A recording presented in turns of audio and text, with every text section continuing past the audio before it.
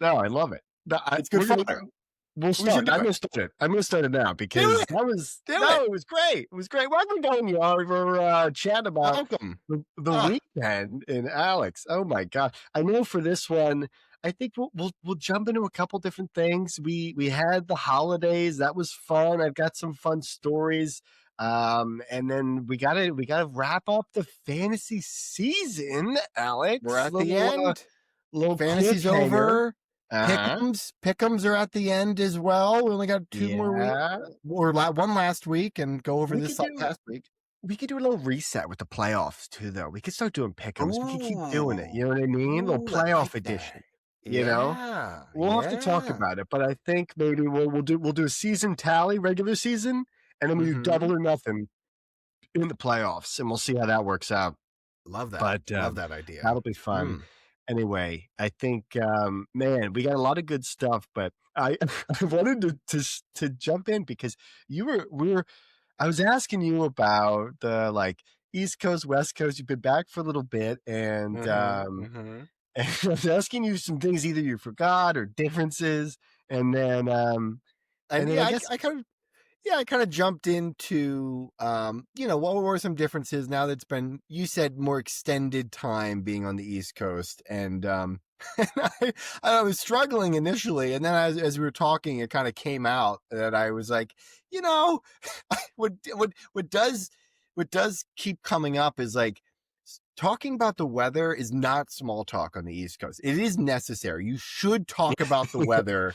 It is yeah, vital information. You should know what the yeah, day it's going to change. It's not like California where every day is the same, or Arizona where every day feels the same. You could kind of not look at the weather app yeah, for months at a time. Months at yeah. a time. It doesn't really matter. Maybe summer it matters in Arizona, but that's about it.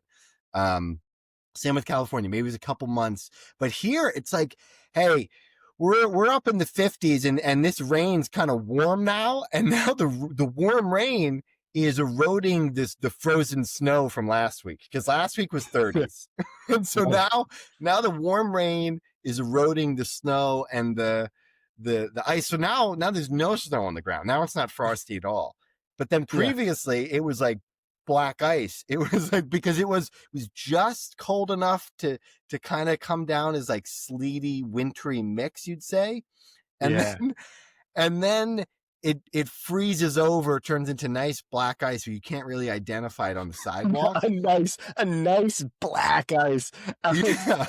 You know what's coming back to me is like, I think a couple episodes ago we were chatting and I said something where you were chatting about like the snow was coming in. Maybe that bet with Dar that we still don't know if it was a bet or not, but I won. but I won. Yep. yep, the unknown bet you won. And I think I said something like, "Oh yeah, like how is the snow?" And you were like, "You're so Californian." And now this makes so much more sense to me. Like you putting this in place, like I didn't understand it when you said it, but now I'm realizing it's the weather small talk. I don't You have need I it. don't, I don't You have as need it. much. Yeah. Wintry mix only covers so much. What is it? Is it Eskimos that have 20 different ways to describe snow? You know, Yeah, and that's a it slur, by the way, Alex. is it. So Can I not yeah, say that? it sure is. Did I just step in Yeah. it right there? Oh Yeah, I don't no. know. I don't know, Oh, but that's what I'm told. I don't know. You can fact check it. I'll fact check it later. But what should I be saying? Do you know the correction I should say instead, or oh Native gosh, Alaskans? Native Alaskan sounds good. I like that. I Native don't know. Alaskan, but they're not native. Well, I guess they are native to Alaska, but it's probably called something different. But Should I say Eskimos with an A at the end, like a soft yeah, A? sure, yeah, that helps. The slur if you Sorry, pronounce it differently. sorry. Didn't know. Sorry, apologies. Didn't realize that. No, you're good. Anyway, it's just using like the jargon, the language of like, Yeah, I need to describe the weather better. And we were talking about before we jumped on here. You were like, what's the major differences? Is like, I like running. I go for runs, and now my runs, I feel like I'm Rocky now, where I have the yeah, knit cap on. I have the knit hat, which I need to stay warm. I've got a gray hoodie, which I'm sweating out of. So I'm like pitting out of as I'm running. Got a couple layers on, like a long john type layer underneath, and then the outer shell. And I was saying to Jake, Like I'm running and my head's hot, my body's warm, hands freezing cold, fingers can't feel them, and I'm running, you know, changing a song or two. I'm putting it in my little pouch pocket. Uh, Um, you know what you need, Alex? You need that glove that Tom Brady had. Did you see that this weekend the on the one bench? glove. He had the Yeah, I one. did. He had the one glove. He looked like a Bond villain, and Mm-hmm. like Goldfinger or something like that. I don't know, but Love that. Pop mentioned it right away. I watched the game with Pop and Dar, and he noticed it right away. He was like, "Why is he wearing one glove?" And my first yeah, thought was, you know how like when you're in the cold and you need to text, so you take off one glove to like text or uh something. huh, uh That's huh. what I thought maybe, but he's in the booth. Why is he wearing a glove in Well, there? Isn't it a heated booth? it What? could be. It could be like I don't know this. I'm just speculating, but like the touch screen. You know, Mhm. if it's like when they circle plays or stuff like And that, it could be and that. I totally get that, but wouldn't the booth be heated? Be warm. Like, isn't it Why warm have the enough glove? that he doesn't need the glove at all? Like Yeah, he no gloves are necessary. yeah. Why one glove in the That booth? is You know. funny. The commentators are always bundled up. They're like in the booth, but they're bundled up as if they're in the stands. But then simultaneously, they're like, "Oh, now we got to go to the field reporter. We're going to go down to yeah, Tom Rinaldi down on the field. Oh, yeah, what's it like down there, Tom?" Because they're like, yeah, "Better, we're in the booth." But you're saying, you're still bundled up. You're still wearing a yeah, glove. Where are you cold or are you hot? I don't know. Are you better than yeah. Tom Rinaldi on the field, or are you cold because you're wearing one glove, Tom? And God Or you? bless Goose. Goose used to be down there Uh, just he'd push through the snow and he'd just be trudging along and they would just be talking shit the whole time. But oh God, was he the best? I'm glad you brought him up. There needs to be real justice for Goose because he never made it to the booth. I'm sure they dangled that carrot in Oh front of him and they go, yeah, "No, you got to cut your teeth down there, Goose. yeah. And once you do, you'll be up in the booth. You just got to They keep told me cutting your tooth. he was gonna 20 be the years next go by." John Madden. He's so funny. Have you ever seen the old like 2000 Ravens like behind the scenes of the season and it's got Oh, Goose? Dude, he was mm-hmm. like he was like the Jersey Shore before the Jersey Shore. He was Was like he? yeah, What do he's you a mean? Wait, what do you mean? Jersey he's like a Jersey guy. There's like him on like a wave runner in the off season, just like big belly, just kind of like Huh? fucking. I don't give a fuck. And On a he's got jet the ski? Oh black my mullet. god. He's got the Italian. He just he. I mean, he got that big from just that like the East Coast Jersey eating. Like he. I think Oh. very Italian as well. Very that always Jake, helps. That always Jake, you're helps. really making me nostalgic for a real sweet spot of the era of football where some players took it really seriously, like the right. professionals do today with their Right. diet and their training. And then other players are like 80s baseball players where they're smoking Yeah. cigarettes and drinking Yeah. beer. And Yeah. they're like, I just got God given ability. I Yeah. don't need Yeah. to train. And both of those people are in the same league at Oh the yeah. same time in I like the feel like 2000s, 90s. I do feel like there are people that they could be just as good. I think the training and the sports science, I think just it elongates their career. Like, Right. but I think they can be just as good off of just raw 20 and like those early 20s. Like anything before 25, 6, they can just do whatever and Yeah. and still perform at a high level with like Ocho Cinco eating like McDonald's and stuff like that or Yeah. It's whatever the heck he crazy. was. Yeah, Hmm. yeah, but Yeah. And the drinking, the late night drinking, I feel like in clubbing before a game. I'm looking at the oh, Cowboys wide receivers in uh, Vegas. Remember that story earlier this year? Um, yeah. yeah.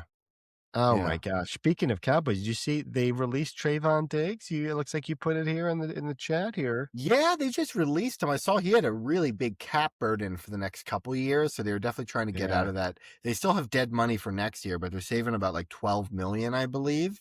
Um, Mm-hmm. but that means a contender can pick him up. Potentially, the Eagles could really twist the knife and pick him up. Um, Oh, could you imagine? you Could you know, imagine?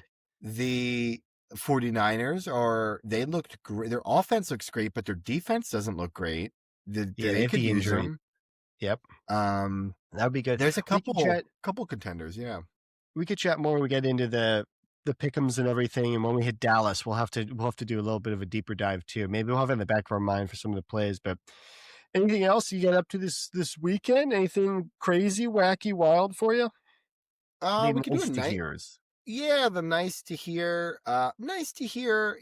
When you're just. I'm just been speaking of being on the East Coast, getting to reconnect with old friends, and so Al had some folks together.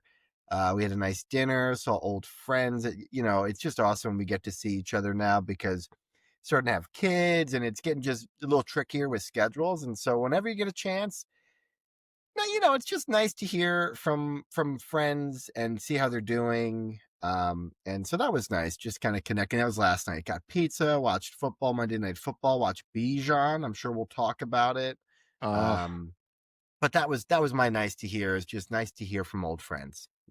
ah, yeah, that's great. I had similar thing. I had the in-laws came to visit and hang out and do the Christmas thing, which was great. But I got on my my father-in-law's email list for his band, Flight DeVille. So I shout think out I'm on it. Flight I think I'm DeVille. on it, You got dude. it? Oh Nice. yeah, dude. Yeah. Flight to Yeah, Ville. I just got an email today and was like, "Oh, baby, here we go." I was there with Lisa. She was helping him put it together and get everyone on there. So yeah, it was fun. I was editing this podcast as he was going through his email list. Just a couple of creatives, just really hammering it together. So Yeah, Lisa just married a version of her father there. Just a couple creatives. Yep. couple of yeah. I don't know if I've got the guitar or singing ability, but yeah, But you make up for it in your comedic wit. yeah. You make There we up go. for it in your There we go. satire. Speaking of jokes, have we seen the Sixers? Have you been keeping up with the Sixers much with the last two games? Great transition. Yeah, I watch them. I watch them.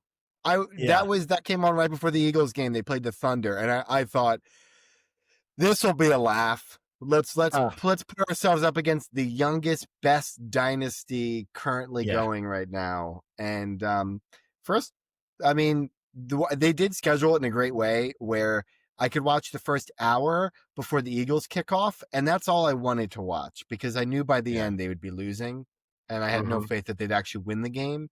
But I'll tell you what, I love me some Barlow. I love me some I Barlow. heard. I heard on Do you know some. him? Oh Dominic yeah, like Barlow power forward action. He. on a two-way? Yeah. Well, Mm. two-way.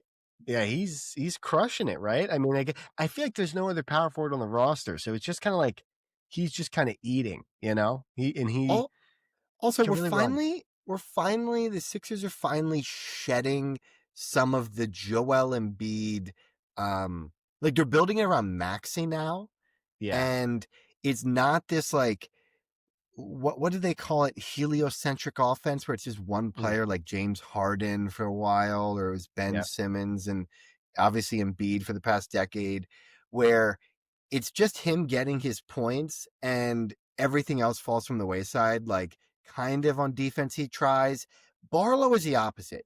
Yeah. Grit guy, running, getting rebounds, who cares about points, diving for loose balls, Uh, tapping rebounds to other players. Maybe he doesn't get the rebound, but he's tapping it to other players, taking charges.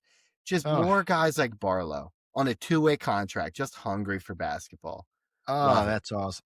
Yeah. Yeah, that's freaking awesome. I realized I put it on the doc here that I have such a distorted view of the Sixers because during football season, I don't watch the full games. Mm-hmm. I only watch the highlights, which I love. I get like a 15-minute clip. I'm bundled up in bed. I've got, like maybe a tea right before bed. I do Ooh. my night routine. I got a tea to kind Mm. of wind down. I'm like, I'm gonna watch this highlight here. And it's great because they don't spoil the outcome either in these Mm-hmm. highlights. So I can go in and I treat it as if it's like a 15-minute game, like I'm just like, Mm-hmm. I'm going to watch this. And it's incredible because they play so many games. I'm like, this is just the best way to watch basketball. But it really ruined that every time I watch a game, it's only the highlights and I'm only watching makes. Yep. So Yep. when I'm watching it, I'm just going, oh no, they have the ball again. Oh no, they have the ball again. Oh no, they have the ball again. Because I know the other team is going to be scoring because they wouldn't Yeah. show me the highlight if it was a miss. So whenever I watch it, I'm also only watching the makes. So I'm not seeing who's shooting at a high clip Right. percentage wise. I'm only watching the people, the makes. You're So not I'm not. watching Quentin Grimes trying to take over and miss. Yeah, Miss some yeah, shots, or Paul George trying to cook yeah, and take long 2-pointers right in front of the 3-point line. None of it. I'm getting none of it. All I see Yeah. in my mind, Grimes is just like an incredible, like Carmelo Anthony. He's just like, he's just ripping it. I think Paul George as well. He's crushing it. Harris Maxey, he does look like he's Tyrese actually, is actually great. He's had a couple yeah, bad games where you're like, what happened? yeah. Here's a fun stat for the Sixers. When Paul George, Maxey, and Embiid all play together, the 5 games they've played together, they've lost all of them. They've lost every game they've all played together. Yeah. They win a bunch when it's Maxey and Edgecombe. Honestly, is like our second best player, I feel like now. He's like, Yeah, I it's totally Maxey agree. and Edgecombe. And Yeah. every game Joel plays, you probably miss on the highlights. Everybody else is out of a rhythm. Nobody gets touched the ball. Everybody's just watching Joel bully somebody. The worst loss to me was maybe two ago against the Bulls. Joel clearly gets very emotional after he got dunked on. He got a putback Oh, dunked was that the on Bulls him. game? Yeah, with specs. Yep, the glasses guy Yeah, with the yeah, glasses did it, and yeah. he clearly this is with like 2 minutes left in the game, so every possession matters. Clearly, Embiid runs down the court, angry that he got dunked on, calling for the ball. ISO, they give him the ball. He he he just forces the shot, misses the shot, goes back on defense. They get a switch. They know he's like a poker player. On He's like, tilt. he's tilt. Yeah. And Yeah. then they get him in a switch, and then not they don't dunk on him this time. Now they get him hit a 3-point over him because they know he's not going to cover the 3-point line. And just like Yeah. that, 5 points just wither away in no Yeah. time in the most crucial 2 minutes because they get Joel on tilt and then just take advantage. And it was like, the Joel experience right now. That's why I want him Yeah. playing. Here's what I want.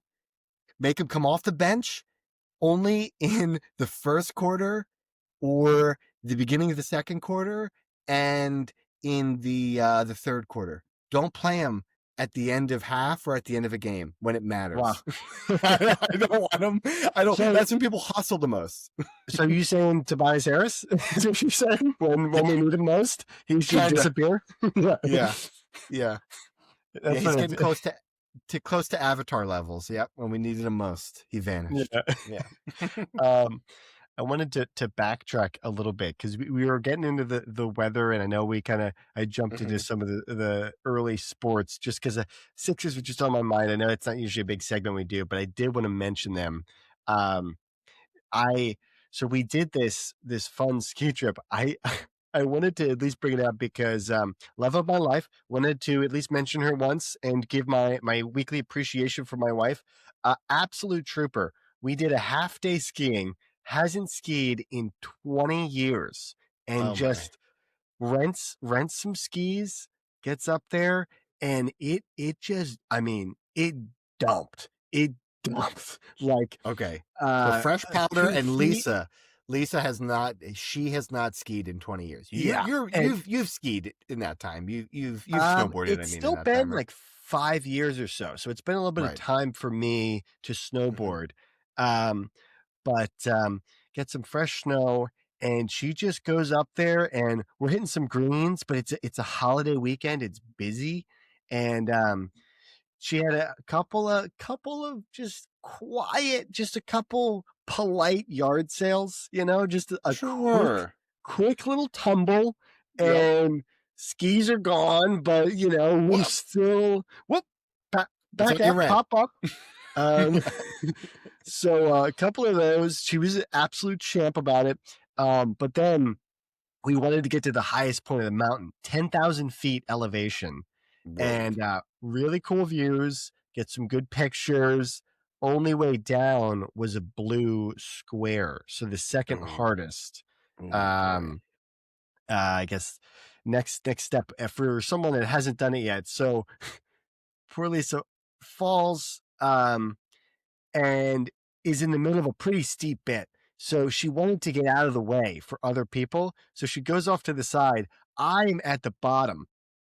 I see that she's just walking across. She walks across and ends up going to a tree, and just is like, and we're yelling back and forth. She's like, I'm fine. I just gotta puke really quick. I was like, oh no. I take off my snowboard and I just walk up the hill along the side to go catch her. Because I was really worried it was like a concussion or something. Like a Right, right, concussion, right. you're puking. So I was like, oh my Elevation God. as well. Right. And so I was like, oh my God. So I'm walking up the hill. I got this, I'm carrying my snowboard, walking up. I go probably like halfway up this section and get up to her. I'm winded. And she was like, I think I might just be like, just like overexertion, because like just workout kind of puke. A dehydrated kind of puke, or yeah. Yeah. And so thank goodness, like thank God it wasn't, the concussion kind. But anyway, so she has that kind of hits, and then she's like, all right, well, I'm ready. And I was like, okay, well, I'm exhausted. I walked all the way up here. I'm so tired. Let me just take a second. And then luckily too, like she's just doing the S's and it's pretty Mhm. slow, so it's pretty easy to kind of catch up too. So fun time, but a little bit of a scare, and what a trooper though. What a What a trooper. champ. Yeah, way to go, LJ. Way to go, Lisa, Yeah. to get back out there. You, like you said, puke and rally. Get out there. Yeah, it was crazy. It was crazy. We had the snow. It was Christmas Eve into Christmas Day. It was snowing nonstop, which was very cool, very whimsical, really fun. Um, and we would have the fire going and then kind of crack the window a bit to kind of cool it off, because you kind of oscillate between the two.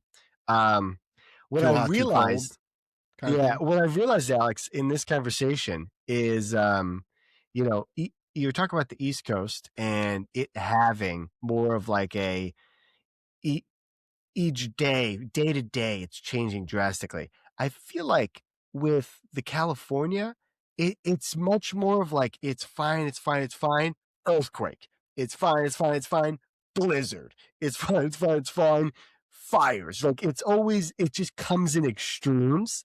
Um, but anyway, I think the snow was another one of those extremes that came in and was really kind of taking over. Um, so that ended up happening. It kind of goes back to our initial start to the conversation, which is you talk about the East Coast and you're always talking about the weather, and it's like things are changing. It's going, I feel like California or West Coast generally, it has just very stable, stable, stable, and then just goes, then earthquake. Then it's like stable, stable, stable, Yeah.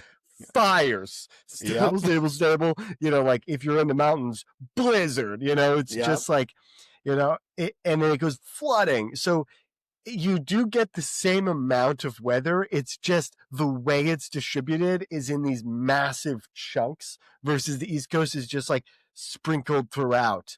Mhm. Is what it feels like on a smaller scale. But the snow that we had, it was just, oh my gosh, we ended up getting several feet, 2 or 3 feet. I can't remember the exact amount, but I bring it up because we were cracking the window and it was a full house. We had the whole fam bam there. Mhm. About Besides 10 you, of of you and a course. dog, right? Yeah, 10 of besides you, of you and a course. dog. Yeah, 10 Ah, of us and a dog. missed you And all. I and know. you were very missed. And we wake up in the morning, and Lisa and I, we're kind of in the basement area. We've got that window open, and we end up going out checking the van. We look around the van. There are bear prints Oh all no. around the van, and then all around the trash can area. It looked like some coyote prints as well. So they were going after, I think, something in the van. But we looked by the window, and the bear had walked right by our open window, or cracked window, Oh while we no. were sleeping. Um, so, Is this on the man, first floor, right? On the first floor? yeah. So this is like we were eye Oh. level with a bear, open window, and luckily nothing happened. But man, I don't know if that screen would have done much if the bear wanted to get in No. or smelled No. something it liked. Um, so anyway, that was quite the scare from the weekend here. Now, did you have food? Like, could they smell food from like in your bedroom, maybe? Or I maybe I think it was more in the car. I think in the car is what they were going after, and they didn't look like do you they have were any there that like long. loose like picnic baskets of any kind Yeah, or that's right. anything like That's right. that? We had a couple of you know what it was is we did have quite a bit of honey lathered on my face and body. Mm-hmm. So that Did the bear have just might have a done. small red shirt on when it was walking by? No pants, but the red shirt, yeah. Yeah. Yeah, yeah, he Okay. was yeah. Okay. Now, is he Uh concerned at all about fires or far in the forest there at all? Was he concerned in that capacity at all? Did he have a no, hat of but any kind? no, he was just yelling piglet a lot is what he was saying Okay. mostly. Okay. So, Yeah. yeah, yeah, yeah. Don't know who that could have So, been. No it could have idea. been anyone. It could have been Yeah. anyone. The other thing, um, got into Spicer, got really into baking bread. So I baked some bread as well. Got Oh, into you that a baked little bit. bread. What kind of Yeah, I bread? did. I did a little bit. They were these like baguettes. You could do these baguettes for all you need is uh flour, yeast, salt, water. That's it. Mm-hmm. Oh, because you mentioned this last pod, Spicer made some baguettes, right? Yeah, so And now so, he taught me.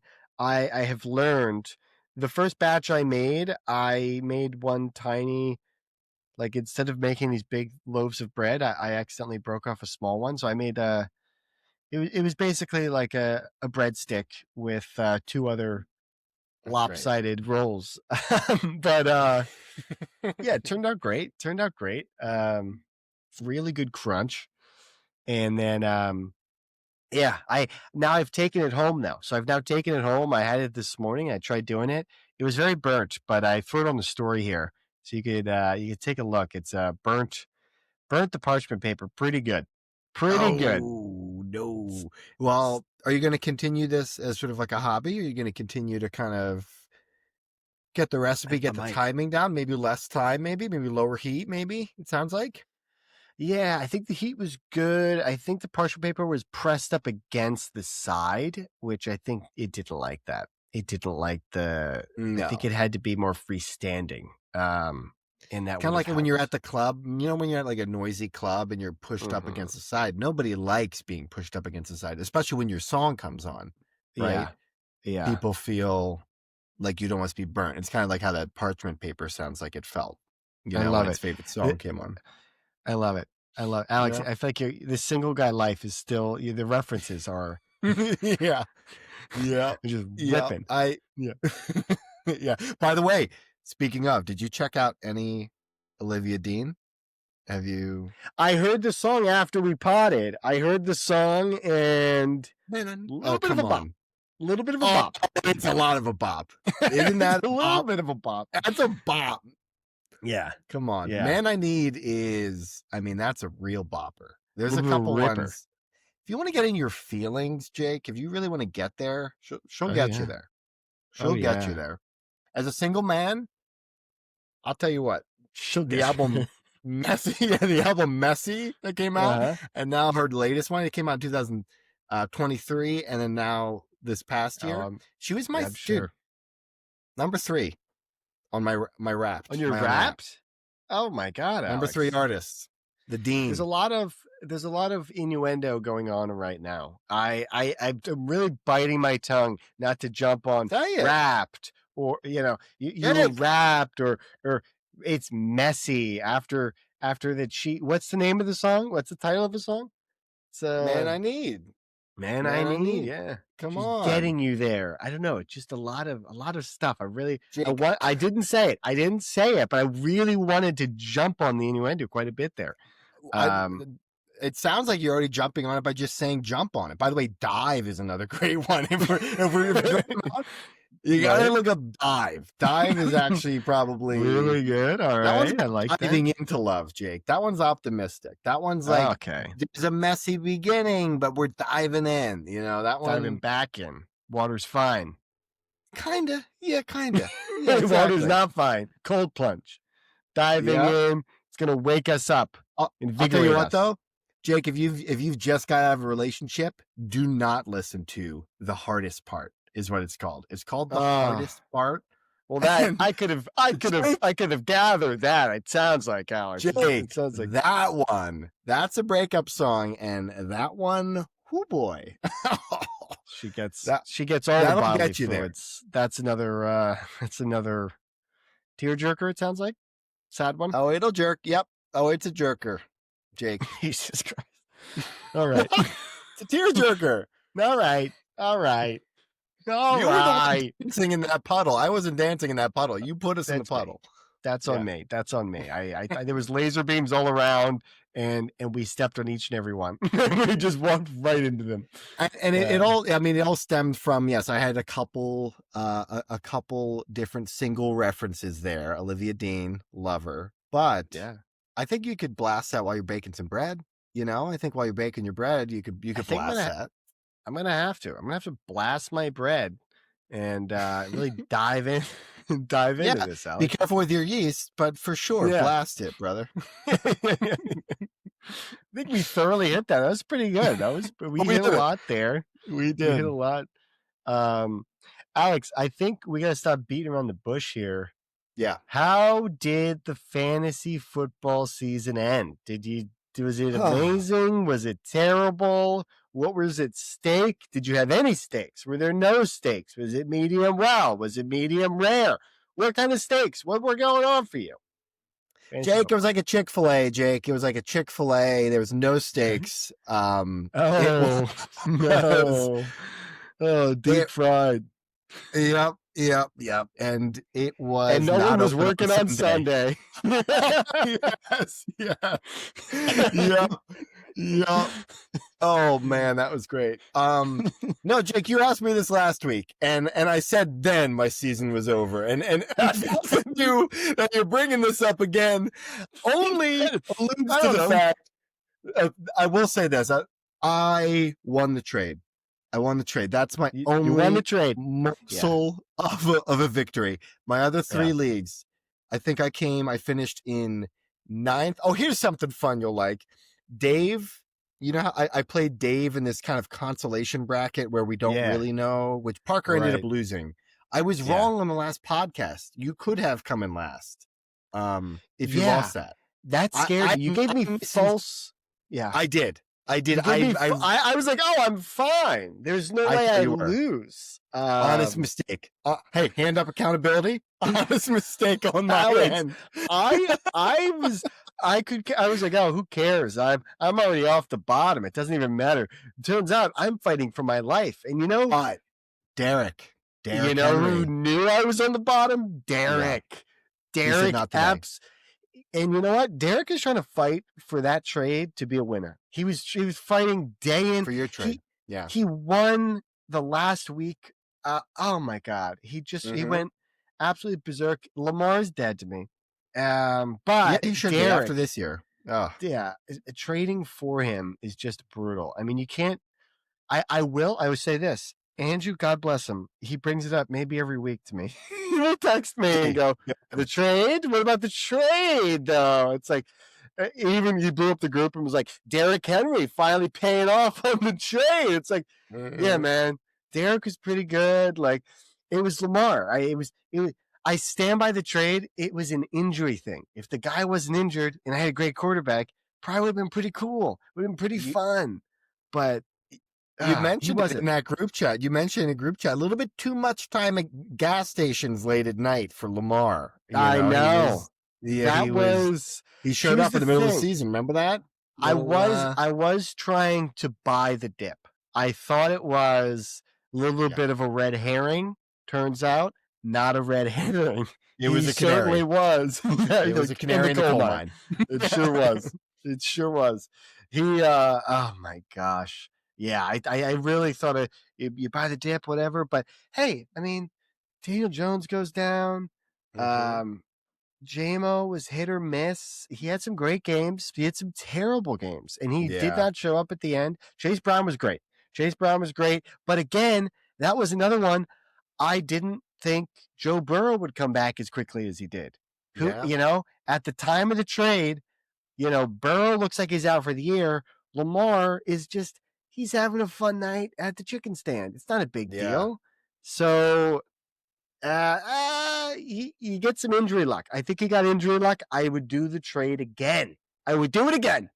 I got real petty and I looked up the final rankings, or at least this week's past rankings for all the players that were involved. In my trade.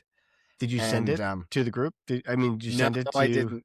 No, everyone that had slighted you?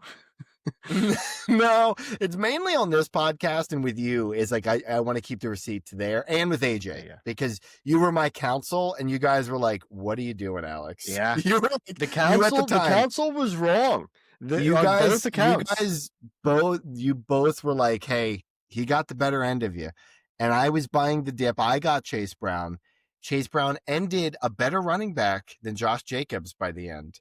If I'll have you note. And Saquon, he had a bad last week. He about 6 points against the Bills, but he finished one above Josh Jacobs as well. So that's two running backs better than Jacobs, and Sutton finished better than Devontae Adams by the end because he missed the last 2 games. Devontae got hurt, and then Igbuka too. And Jacobs was hurt. It's tough because you're the injury thing. I mean, you did call the injury, which is wild. Why? I knew I got rid of the old players. I got rid of the young phenom who it's a Florida player that had a flash in the pan. Yeah, I mean, didn't amount to anything, but if I had Chase Brown in a meaningful game, I would have been really punching some air. And also, I had Jordan Love in every team. He got hurt the last 2 weeks. He's been hurt. And this was going to be the fun thing. None of this mattered. There's no stakes to any of my fantasy. So I'd love to kind of go back to your reality, which is an actual stakes. But the last thing is I was playing Dave for like 9th or 8th place. And his team name, he like famously really likes Aaron Rodgers, and his team name is A. Rodgers Only Fan. Yeah. And when Jordan Love went down, instead of picking up, I would have picked up the backup. If the game mattered, I would have picked up the backup, who he did well, Malik Willis. For spite, I picked up Aaron Rodgers to go against Dave. And, nice. And I beat him with Aaron Rodgers getting like 7 points or something. Yeah. That's what it's all about. That is what it's all about right there. Yeah. I think Parker and I changed our team names 1 year because ironically we were fighting middle of the pack, similar thing, but we were changing our team names to be like I think I had Jalen Hurts and I was like, Park, I bet this hurts. And he was like, Jake, it absolutely does. And those were our team names. So we had some like BSing around, but it was Parker and I again. And in that one, Derek went crazy. The other, it's so upsetting because in my last place fighting for my life league, I've got Derrick Henry. He goes off. And I'm like, okay, great. I don't have to do a punishment. In the league that matters, the league we talked about, Alex, Matthew Stafford, number 1 quarterback, running back, Christian McCaffrey, number 1, receiver, JSN, number 1, tight end, Trey McBride, number 1, had them all. They all dropped to at least two. McCaffrey and McBride held up. Stafford has his worst game, and I go against Derrick Henry. It was, I know. I knew it was going to happen. Alex, you got my hopes up twice in both leagues. You were like, we were doing this on this pod. We were dancing. We were dancing on the grave. We were doing the victory lap for Stafford. We're like, what a great Jake. All your teams, they've got this in common. This is incredible. Oh my, you had both of them. You buttered me up. You buttered me up, man. You buttered me up, and I'll tell you what. I look like my actual bread. I am burnt to a fucking crisp right now, Alex. It was miserable. Jake, I did not send it to you. I deleted it. I almost sent to you watching Stafford. It was a GIF of Simba trying to, after the stampede, trying to get Mufasa up. and he's like, Dad, no. Get off. I was going to say, you and Stafford. Stafford, get up, buddy. One more time. No, one more time. One more championship. This is fucked up. I can't do this. I didn't send it. I didn't think it'd be funny. You should have. I'm happy. At least you're telling me now. This is great. No, it was funny. On the last pod, we did mention, like, I was like, this is, I'm going to get killed. This is how it all, once you start talking about it, it's like, man. This is what we said. The Madden god, or not the Madden, the fantasy gods or the football gods didn't exist this year because the shit talkers did really well this year. And the guys that are superstitious and like you and I that are like, no, we can't talk bad. You don't want anything bad happening. We got shit on. Good karma. Yeah. Right. None of it worked this year. That's why I think last week we were kind of like, you know what? Maybe we can talk a little bit, put the cart before the horse here a little bit. And I thought it was a good, I wasn't trying to butter you up. I thought it was a good full circle moment with the Stafford thing, and it was like, would have been because that was a championship, right? I mean, it was the championship. It really was Derrick Henry in that game. It was all Derrick. Right? It was, he had 48 points and his team had like 150. So his team basically got like 100 and not even like 100, 105 or something, 104. So if Derrick has just a whatever game, just absolutely in it. But then I had Stafford he finished with like 15 or 16, well below his projection. Nico Collins laid an egg. He did not do well. And then also Tet, our guy Tet, I was riding all year. He was ill. He had a flu or something, right? I know. And then he only had 1 point. Was terrible.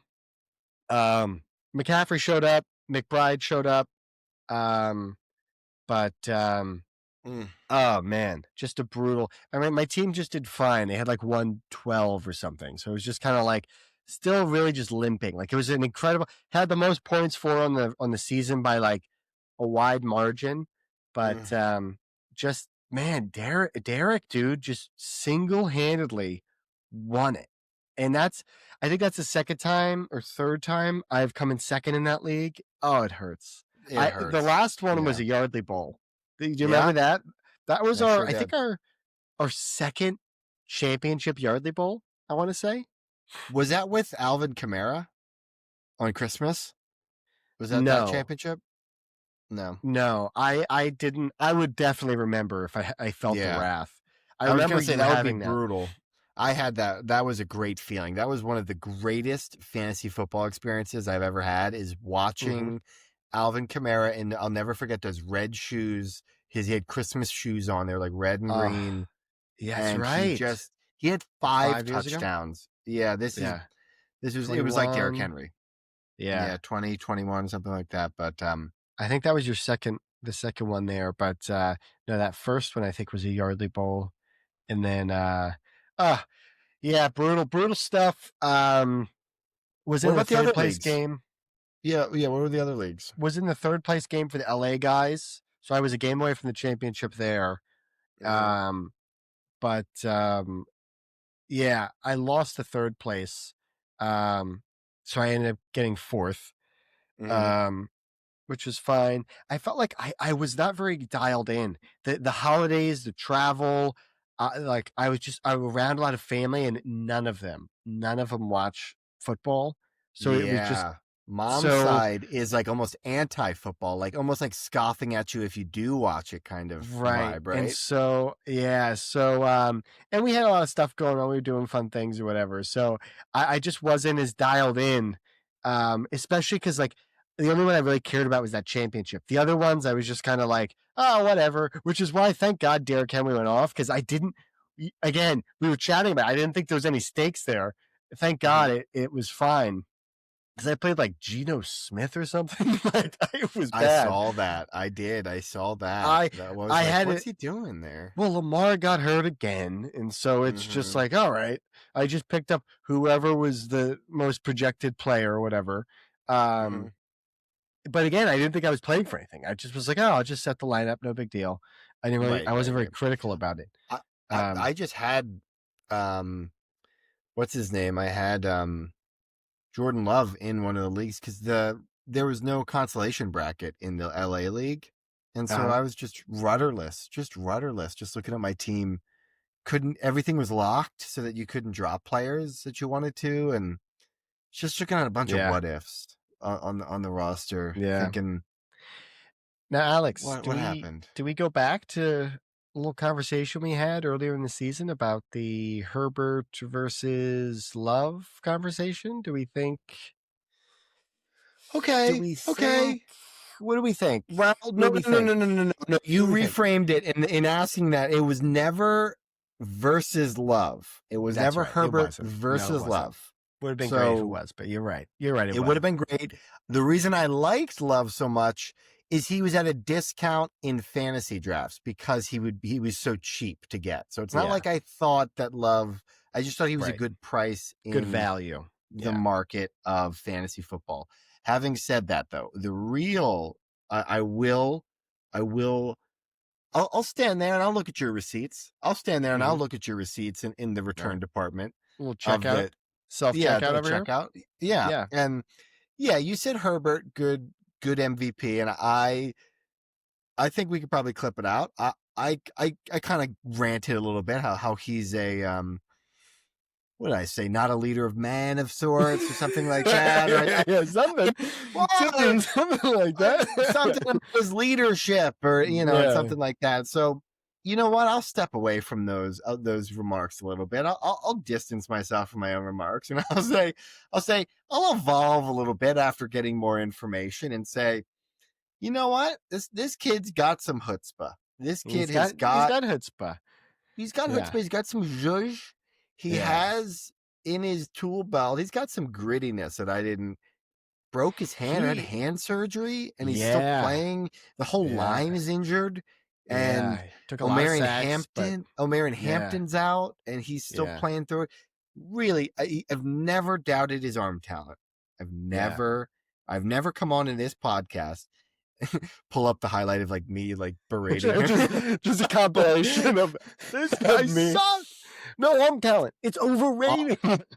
I did question his mental. I did question his mental ability and his leadership. Okay. I never questioned his talent. I never questioned his arm down. And I thought this year he would not win. If I'm remembering correctly, he would not win MVP because I thought they'd be a run-heavy team That's that right. would lean on the run and like their defense and their good coaching, and Good that's how I was tackles. predicting it. Yeah, that's how I was predicting this year for them. Did not go that way. The whole offensive line got obliterated, and it was like, Yeah. hey, Herbert, save us. And so Yeah. it was the perfect sort of mixture of things to happen to win an MVP, which is like he needed to be everything for the team. Yeah. And he If kind that's of how was. if that's how you look at it, if you're one of those people that say like if you take this player away, and you Mm-hmm. put in another quarterback, are they successful? Do they really fall down a lot, or is it a structure where anyone could kind of survive? And he definitely did elevate and had a good high watermark for the team to kind of Mm-hmm. rise the tide a little bit for the ships. But you know what I'm kicking myself about? Who Hmm. I was jockeying in the beginning of the season in the LA League was Drake May. I started Drake May Mm-hmm. week one. I had Mm-hmm. Drake May starting, and Herbert was my backup. And I had the two. Mm-hmm. And with that league, the bench is so shallow. Yep. So I didn't realize that. And I had two suspended guys in Addison and Rice. I needed Yep. to get different positions, couldn't afford both of them, and I had to pick. And they kind of had back-to-back weeks, but overall, May just crushed Jake, it. guess who Yeah. I in that league, same thing. I dropped Goff for Yep. Love because O'Marion Hampton went down, and then I picked up Drake May at one point Yeah. in that same league, and I dropped him after a while because O'Marion Hampton got hurt, and I needed running backs more than I needed. I was locked in on Love. I was like, this is Yeah. who I've placed all my chips on. I can't really afford to have a backup quarterback. That way, if I'm going to just choose Love every week, and I Yeah. should have same boat. I did made the same mistake as you with May there. Yeah. Tough to predict. What do you think? He's the MVP this year. What do you think? Where are you at now? I mean, it was him and Stafford were the betting favorites, and Stafford just had that brutal game. We'll talk Mm, about it. yeah, I mean, we just talked about the whole Mufasa thing. So I think the MVP is really like, and a lot of these awards are like narrative driven, and it has a lot of recency bias because of that. definitely. Yep. Because it's like how you're trending, how the team's trending, what are you Hmm. doing, what have you done, body of work, and kind of in that order as well. So I think May has the upper hand because he got pulled. They were up so much. He had like Wow. 2 incompletions or something like that. And 21 for 23 with I think 4 or 5 touchdowns. Something yeah, crazy. and it's like to all different people. It's like Chisholm got in there and got a touchdown for his first career touchdown. Right. So yeah, they went in different directions. Stafford and May. I think May might have the upper hand here, and I think he might get it. I mean, they did have an easy schedule, Yeah. easiest schedule, but you know, doesn't mean he didn't play well and just crush it. Still crushed it. And I really, I still just really can't. scary. I can't root for New England yet. They haven't suffered long enough. I know. Um, I After all know. of their dynasties and how much Boston wins, like Yeah. I just can't. I don't want to. I haven't listened to Bill Simmons this year because I don't want to hear him talk about Drake May. You know, like I don't. I don't want to listen to all that. Yeah. Because I'd much rather a team with like Herbert, like the Chargers deserve to win way more than like the Patriots. Um, Patriots Josh do. Allen. So Josh Allen mhm. was another one in contention, and I think he was my pick a couple of weeks ago when we talked about it, where I was like, he could be the one, but man, the Birds really had a good. I think we're Should we pull up? Yeah, pull up the yeah. Let's pick'ems pull here. it It's up time. now. Yeah, I think it's time. We talked about it in the pre-show a little bit, but the little preamble. Now, I did. We did our little segment with post fades and cheesesteaks, and so I did my pick'ems there, and I didn't actually click them in here, but we kind of agreed on that same lineup, so we're going to be identical for this. But did you keep track? Do you know what you got? There was a couple that I just kept. I had a real chill weekend, and so I watched a lot of football and kind of rested a lot this weekend after the whole kind of holiday. And so there was a couple that raised my eyebrows that I was like, oh, I got that one wrong. I know I picked Vegas as an example, and Oh, that was right, yeah. wrong over the Giants in like the worst Super Bowl, the worst So it's number one it's out of football. 16. How many do you think you got? Uh, We got. We both got the same Probably for this. half, like 8. Probably 8. 8. Alex, Yeah. it's a pretty solid guess. 7. Little Yeah. sevener. Yeah. Yeah. Mm. So little 7 action. Had the Dallas to Washington. We nailed that. Nailed that one, Alex. We got there off to a Mm-hmm. running start. That was good. And Washington kept it closer than actually I thought. That was even closer than I thought it would be. But Yeah, luckily the line was 6.5. I thought the line could have been even more. But I thought so too. Who was their quarterback? Didn't Washington start putting I think Josh Johnson got in there or something like that? Did you see yeah, that? he got like his first start in X amount of years. It was like because he's been in the league forever. Mm-hmm. Um, which didn't you when you were doing your brief writing? Didn't you do it? Was it Josh Johnson or was it a different That's right. journeyman That quarterback? is Yeah, Josh yeah, I Johnson. remember. Yeah, He you were has doing. been on, I want to say, like almost half the NFL teams. It's Yeah, actually, he's probably one of the most like storied journeymen. I think some other people picked up on this story as well, but in the off season, I thought it was really interesting because he's been on half the teams and he's like a very unique player that like he's just been all over the place and I think he even like I think he got into like buying apartments or something in each city because he was traveling so much that like incredible. he just I started love buying it. apartments and then um anyway, so he's got this whole portfolio of all the places he's lived and all the I think he even did Canadian football at one point, so he has done it all. That's a Um cool life. Like, obviously, if you compare him to other football players, you're like, oh, what a bummer. Like a football fan would be like, oh, trash career. If you're just a person and you're like, dude, I made millions playing football for like almost every team, like half yeah. of the teams, and I get to live in all these cool places and have a memory with that, with a property, like investment properties. That's awesome. Like, that is Yeah. so cool. And I Like, feel like, I mean, I'm sure in the moment it's got to be tough because you're a competitor. You want to be right, starting. You right. want like some stability. I'm sure, but I think hopefully he looks back and is like, oh, and plus he gets to like have all these jerseys on the wall and just have like a full Yeah. wall of like all these different places and like And all the maybe different teammates. timestamps. Think about all the Yeah, teammates now. He's got so many different yeah, teammates. It's not like he was like on one team for his whole career, like same teammates over years. So probably like knows most of the league know him as yeah. like, you know what I At mean? least, yeah, exactly. But yeah, that was I. The other big one from this game is Jordan. He had Derrick Henry, but he also had Aubrey. Oh, Aubrey, the kicker. Yep. 17 points or something, right? yeah, he had a 18. big day. He was big and really delivered for them. We got Mm-hmm. the next one, Detroit, Minnesota. Got this wrong, man, dude. Oh. Detroit. It looked like Sewell went down. Panay Sewell. Oh, Yes. And it was right when they were interviewing Barry Sanders. This happened. Penny Sewell really? is on the ground. Yep. Penny Sewell is on the ground. And and they're like, Barry, how proud of you, your kids.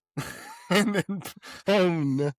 and Penny Sewell and like all of the sort of Lions are trying to rally around the injury of like their best player. And Yeah, Barry's like, my boys are doing great. Like, he that's didn't know. poor Honest Barry. mistake. Poor Yeah, Barry. it was just horrible timing. Yeah. But yeah, I don't know if that was why they lost, but I was really disappointed in Detroit. I thought Minnesota was kind of dead in the water.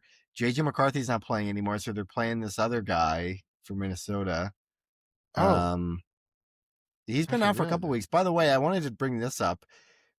JJ McCarthy didn't play the last couple weeks. Like he's been injured, like he's been out, and so it's I been thought some he weirdo. Let me double is it. check. I think we talked about it. I thought he was still playing some. Um, but it was like No, Boz or something. Bosmer. Yeah, that's right, Bosmer. Yeah, Yeah, so Max Bosmer has been playing for them. Um, but December. Well, December 21st. So what was that 9 days ago? So he didn't play the lowest recent one, but he played Giants. we did. Um, and then he played Cowboys. He played December, except it was just that most recent game. It seems like. Oh, And who okay. knows? He might have left one of these games. Yeah, I think he probably left maybe that last one and then missed the following week. But I just thought it was fun. Hey, IMG Academy, let's go. Um, Oh, let's go. shout Um, out. shout out to, I don't know if I should, well, never mind. uh, But but didn't play in that one, and they still won yeah, it by just quite a bit. now we need Detroit as Eagles fans. We need Detroit to beat the Bears too in this last I week to get the know. number 2 seed. So I really hope Detroit gets it together. And also, I can't not like Detroit. I love Campbell. Yeah. But man, So does it feel like they're getting a little stale? Just like I don't know, like they injuries, still have dude, injuries, man. They're but getting it's always injuries. Is it maybe, obliterated. is it just pure luck, or is it something they're doing? I don't know. I don't know. I just I hope feel they like, keep eating kneecaps, man. yeah. Yeah, it seems like they have lost their zhuzh. They've lost some of their mojo a little bit recently. Yeah, it's Yeah, tough. I mean, it feels like they have injuries every year, and in this one, I mean, hopefully Sewell's back for the beginning of next year. That's kind of brutal. That's a massive right, loss. right. But luckily they got him for most of the season. Better now than, and they're eliminated, aren't they? Aren't they eliminated from the playoffs? Yeah, brutal, just brutal for the Lions.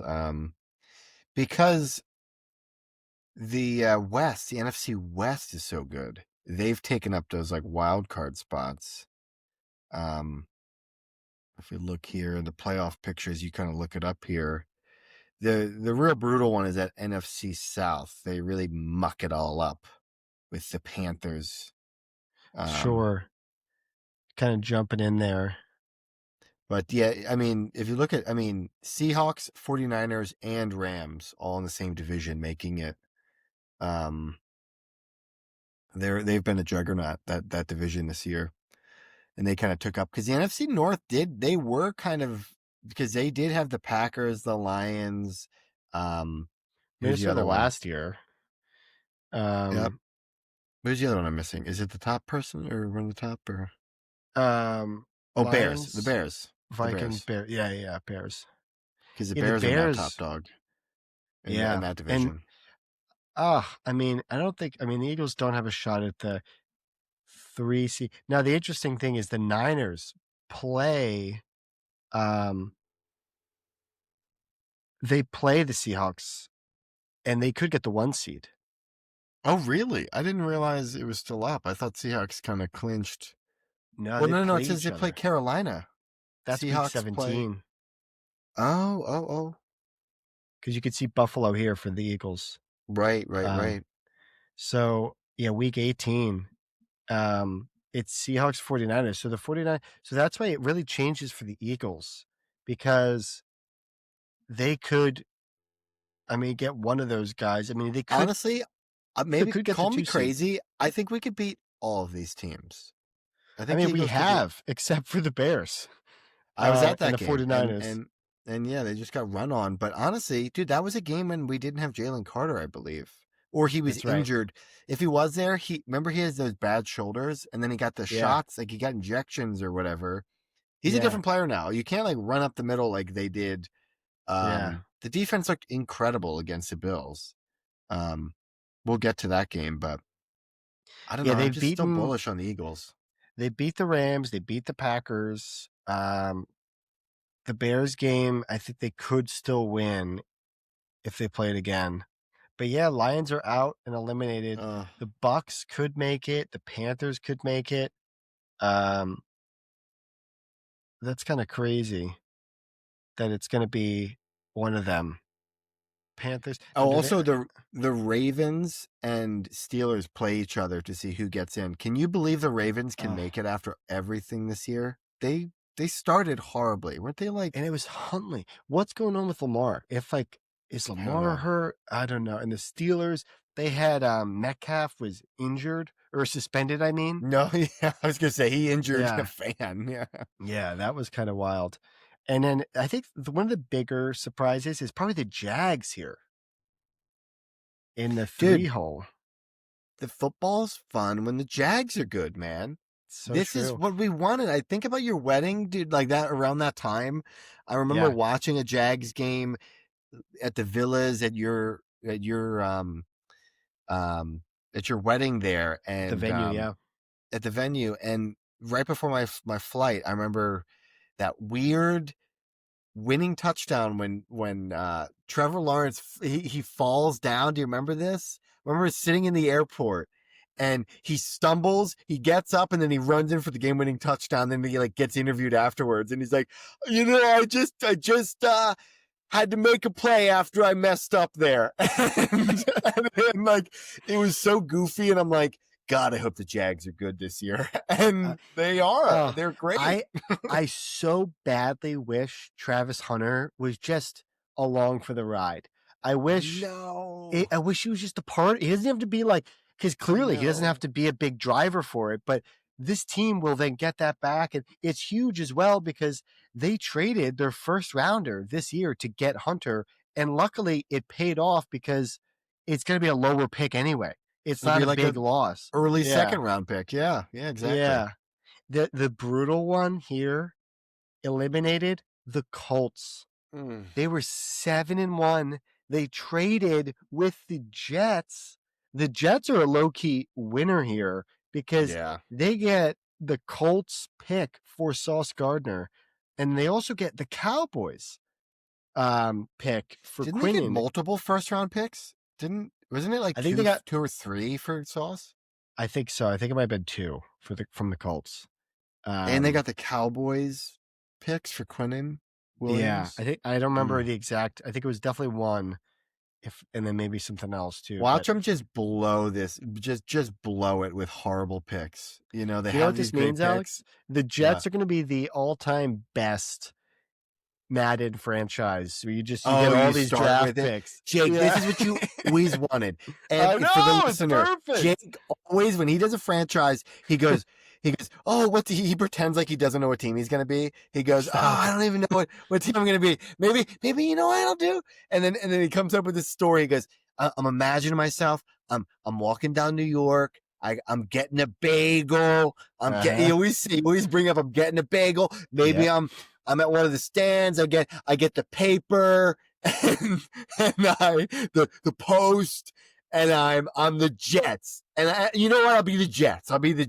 And it's like, dude, you're always going to be the Jets. You're always going to be the Jets.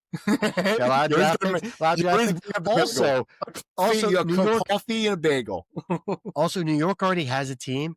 Perfect team to relocate. You know what I mean? They can. They've already got a team. They've got the Giants. It's a lot of fun. You get a lot of picks. I love it because I love the Jets because they're like the little brother of the city. The Giants have won more recently in Super Bowls and everything, and I'll bring a little bit of that little brother energy. I'm only 2 minutes younger, but I'll bring that little brother energy from the Jets. It also, when you're picking a team, you want to pick an underdog or a team that like hasn't done it. Yeah. So I feel like that's the other part of it. But, and really, the point you were alluding to is they're going to be amazing because they're going to have all these draft picks. So you'll be able to do a fantasy draft and have just a whole nest egg of first-round draft picks. It'll be great. It's going to be crazy.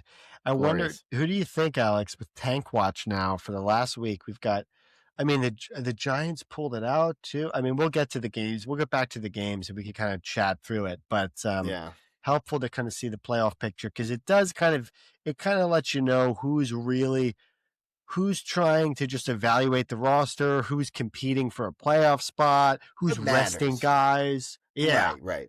So it does help to kind of have an idea of that when you're looking at the games. The next one was Denver KC. We were on Denver, but the spread was wicked. They did not 12.5 was that was a lot. Yeah. I can't believe it was this close. I guess divisional game, but they're down Gardner Minshew as well as Patrick Mahomes. I don't even know who started in this. I don't know who their third quarterback was. I don't know who played, to be honest. That was another guy who, I think he's like a 28-year-old. It feels like they're trying to tank a little bit. I think I remember having trouble pronouncing his name last podcast. That's right. Yeah. He was an older kind of third string quarterback. if you look up Chiefs QB depth chart or something, maybe Right. that'll probably pop up. But Chris Oladokun. yep, Oladokun. Oladokun? Oladuk Oladokun. Aladonkun. But Oladokun.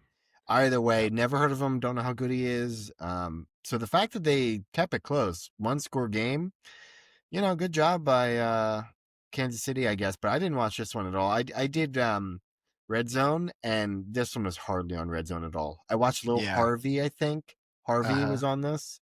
A little bit of an action. This was Yeah. a weird weekend because they did Saturday and Sunday games, so it was kind of a mixture. That's right. It was just nonstop. I was also driving for some of the Sunday games, so I had Red Zone, kind of like how I started the season. Do you remember? I was driving through the mountains and I had Red Zone, and so I was listening to it. So I would just hear players, and get very excited, but I wasn't watching it. I was just kind of listening to what was going on. But Houston Chargers, Houston comes in. We got this one. 2.5 because spread. you gotta fade that loser Herbert. You gotta There fade you go. him. You gotta fade. Houston's just a more complete team right now. Yeah. Chargers are beat up.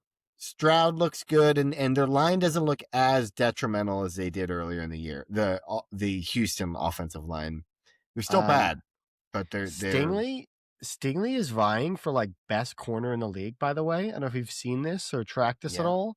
Stingley is like really made a jump. I think also the fact the pass rush Will Anderson is really dangerous. He is very good. He made a jump. Danielle Hunter. Yeah, he's still high level. So they look really fun on defense. They have another cool corner, a young guy, Lada something.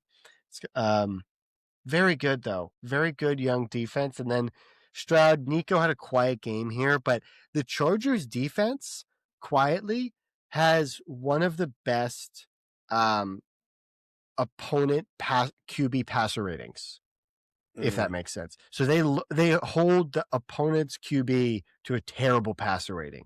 Really? Now, yeah. I don't know if you remember, but Khalil Mack is still on the team. I watched him destroy Willie Marks, I think, the running back. Oh, yeah. Jake, you know what it reminded me of? Remember South Carolina, Jadeveon Clowney, Michigan, I think? I think it was against Michigan. Destroying Denard Robinson on That Michigan. got him drafted first overall, was that pick. He's still in the league. He's still getting paid off of that one hit. He's still getting paid off that one hit about 10 years ago.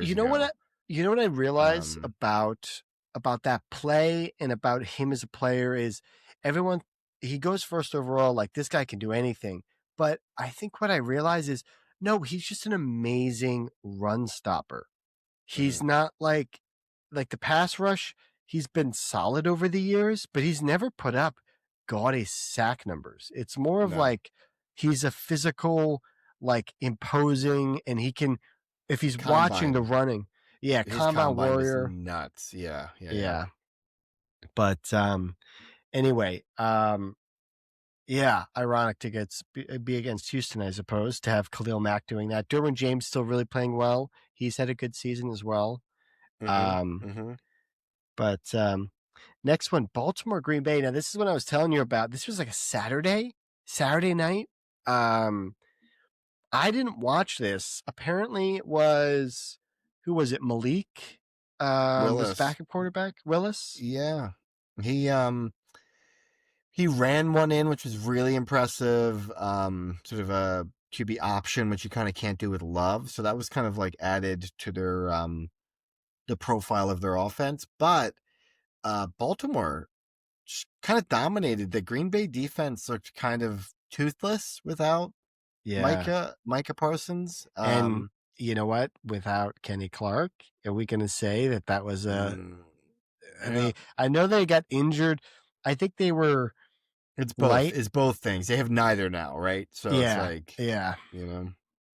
They've got... It's tough to load the box and then... But this was really Derrick Henry. This was Derrick Henry. I was going to say, Baltimore had Huntley. So it's like, it's a clash of backup QBs. I'm surprised it was this big of a blowout. Like, why didn't Green Bay just load the box? I guess they just didn't have the bodies to do it.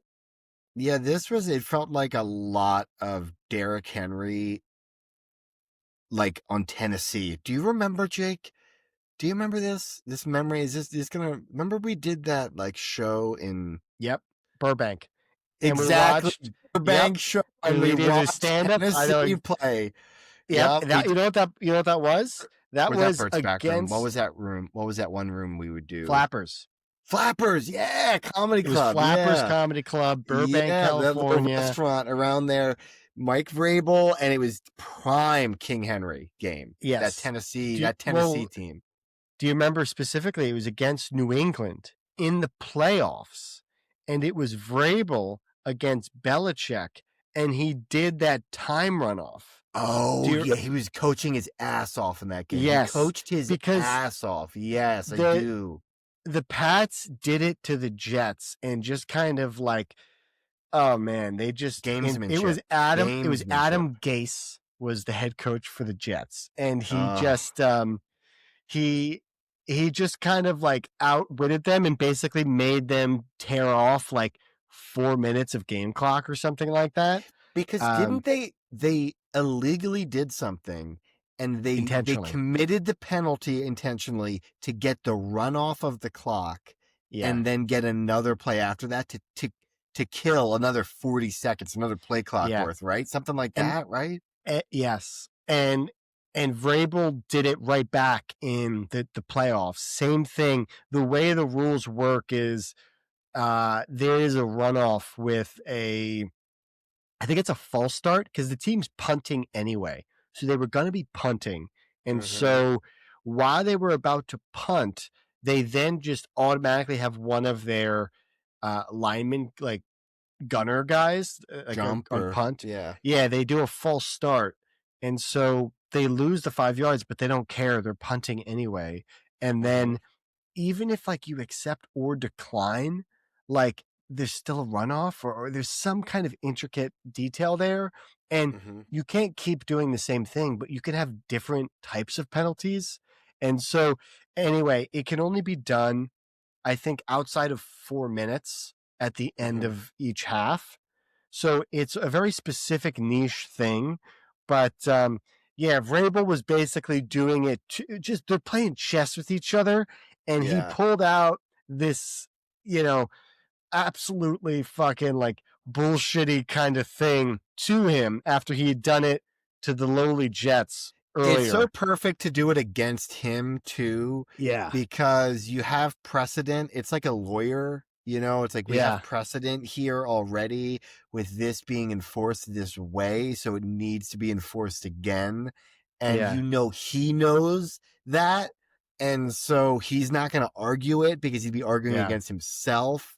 And that was a great day. I think we had a good set probably that day. We were buzzing. And we were buzzing from high off of a set, a good comedy set. Derrick and then we Henry watched that running game. Wild. Yeah, Derrick Henry was running wild.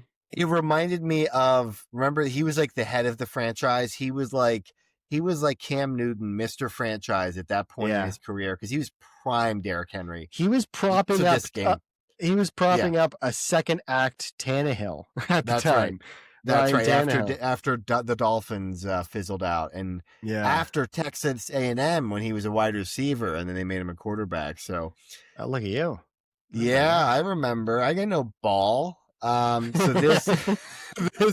this game reminded me of that memory a little bit, where it was prime Derrick Henry, and there's nothing. You felt helpless watching it as an opposing team. Like, Derrick Henry's amazing. You can't stop him. This is the one where I was at dinner. We have the phone out to kind of just check in, but I just kept looking at my fantasy and watching Jordan's. Like, he had 30 points. Like, oh my God, they were going to get 30 points. And it was like the first half. And I was like, no. And then it just kept, it was crazy. AJ texted just like like bulldozer emojis, I think. Like no contacts, just bulldozer emojis. Just go. Yeah, that's right. That's right.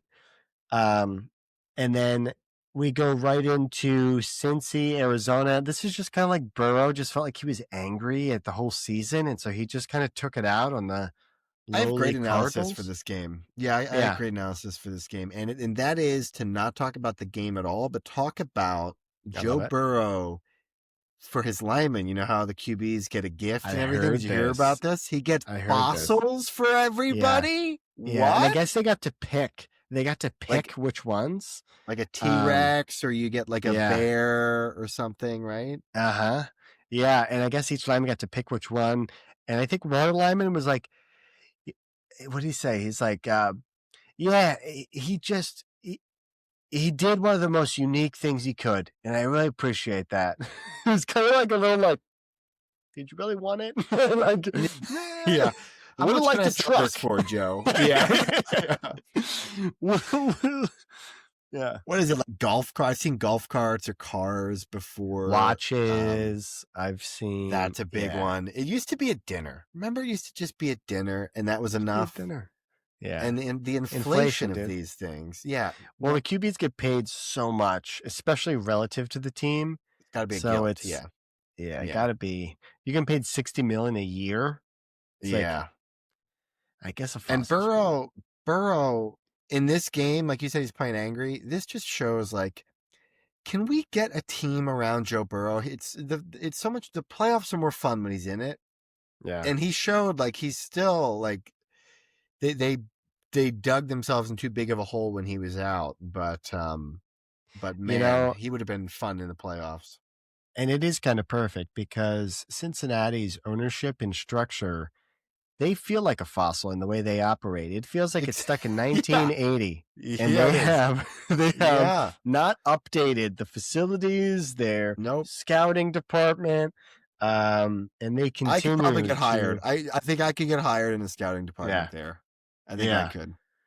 I think you could too. That would be pretty fun. Kind of, be there with Joe Burrow and really ride I would do it his in a heartbeat. Dude, I would do it in a heartbeat, man. I mean, I'm single now, and I got no strings right now. I got to take advantage. No strings. I could make dog shit money for Cincinnati. And beautiful Cincinnati, Ohio.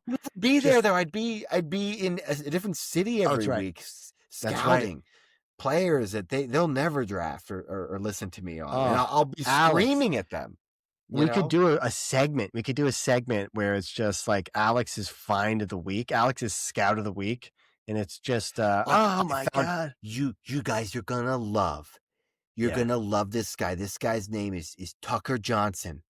Tucker Johnson is coming out of Nebraska, and he is corn fed, 350 sophomore in high school.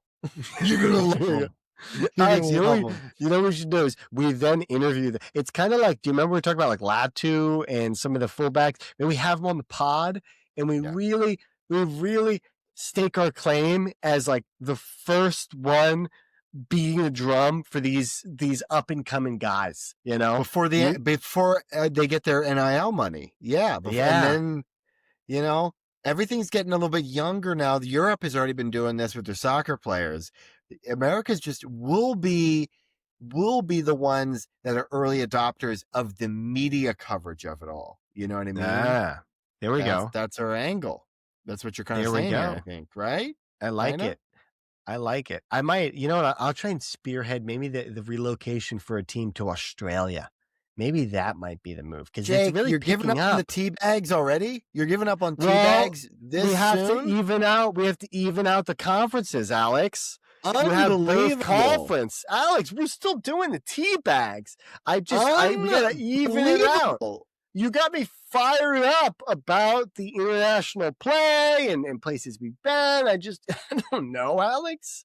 That would be a good rivalry. Maybe the Kangaroos versus the Teabags. I don't know. It would be a logistical nightmare. Now we have separate teams and we're rivals. Jake, this is typical you. Alex, this is typical you. We start together. We don't have. We'll break the Teabags. Ooh. You all right? My back. No, my back. I just got stabbed right in the Jesus back Christ. by my brother. Stupid. I hate that. This is stupid. I got you. You were concerned. You were For a really second, concerned. you Yeah. really actually did it. I You did sold it. it. I sold it. The acting chops have still got it, Alex. You've still Yeah, got them. baby. That Yeah, was pretty good. baby. What so yeah, Cincinnati will relocate to either I like the London ruse. or I do. Sydney. After I'm over it now. I've digested it and I've accepted your relocation. The ruse, if you go by the ruse, the That's like marketing, the pockets, dude, hoodies with those pockets. Are you kidding me? Yeah. Oh my Dude. gosh. You know what I mean? The Yes. pouch. Yeah, I'd buy that Yes. hoodie in an And instant. everyone, they're dingers, the Outback. Oh my God, you're just grilling on the Outback. You've got the food there would be elite. Exotic. Yeah. Exotic. Yeah. No, shrimp on the barbie. Shrimp on the barbie. We killed a poisonous anaconda. We killed this really, really rare zebra. That's someone got dangerous. Somehow got bit at the urinal and it's getting helicoptered out to make sure they get the antidote in time. So we have a helipad. Oh my God. Yeah. Hospital access. Oh man. We can do you know what? Maybe Alex. Oh, Alex, we have Do you ready for this? Are you ready for this? We put the stadium, we dig it underground. Oh shit, it's Spicer's birthday today, so make sure you say Alex, happy of course. birthday. Already did. Way ahead of you. Oh my gosh. We were baking. I sent him bread pics.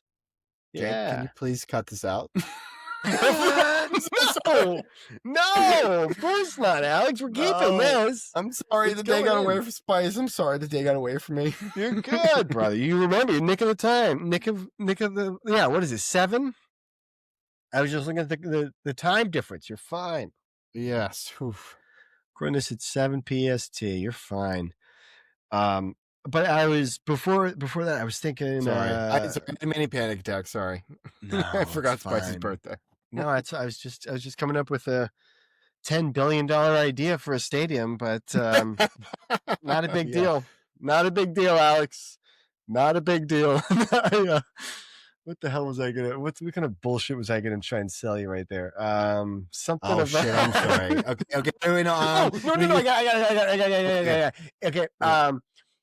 I was saying you dig the field underground, right? So the field is it's like this massive column. It's underground, and you've got this whole thing around.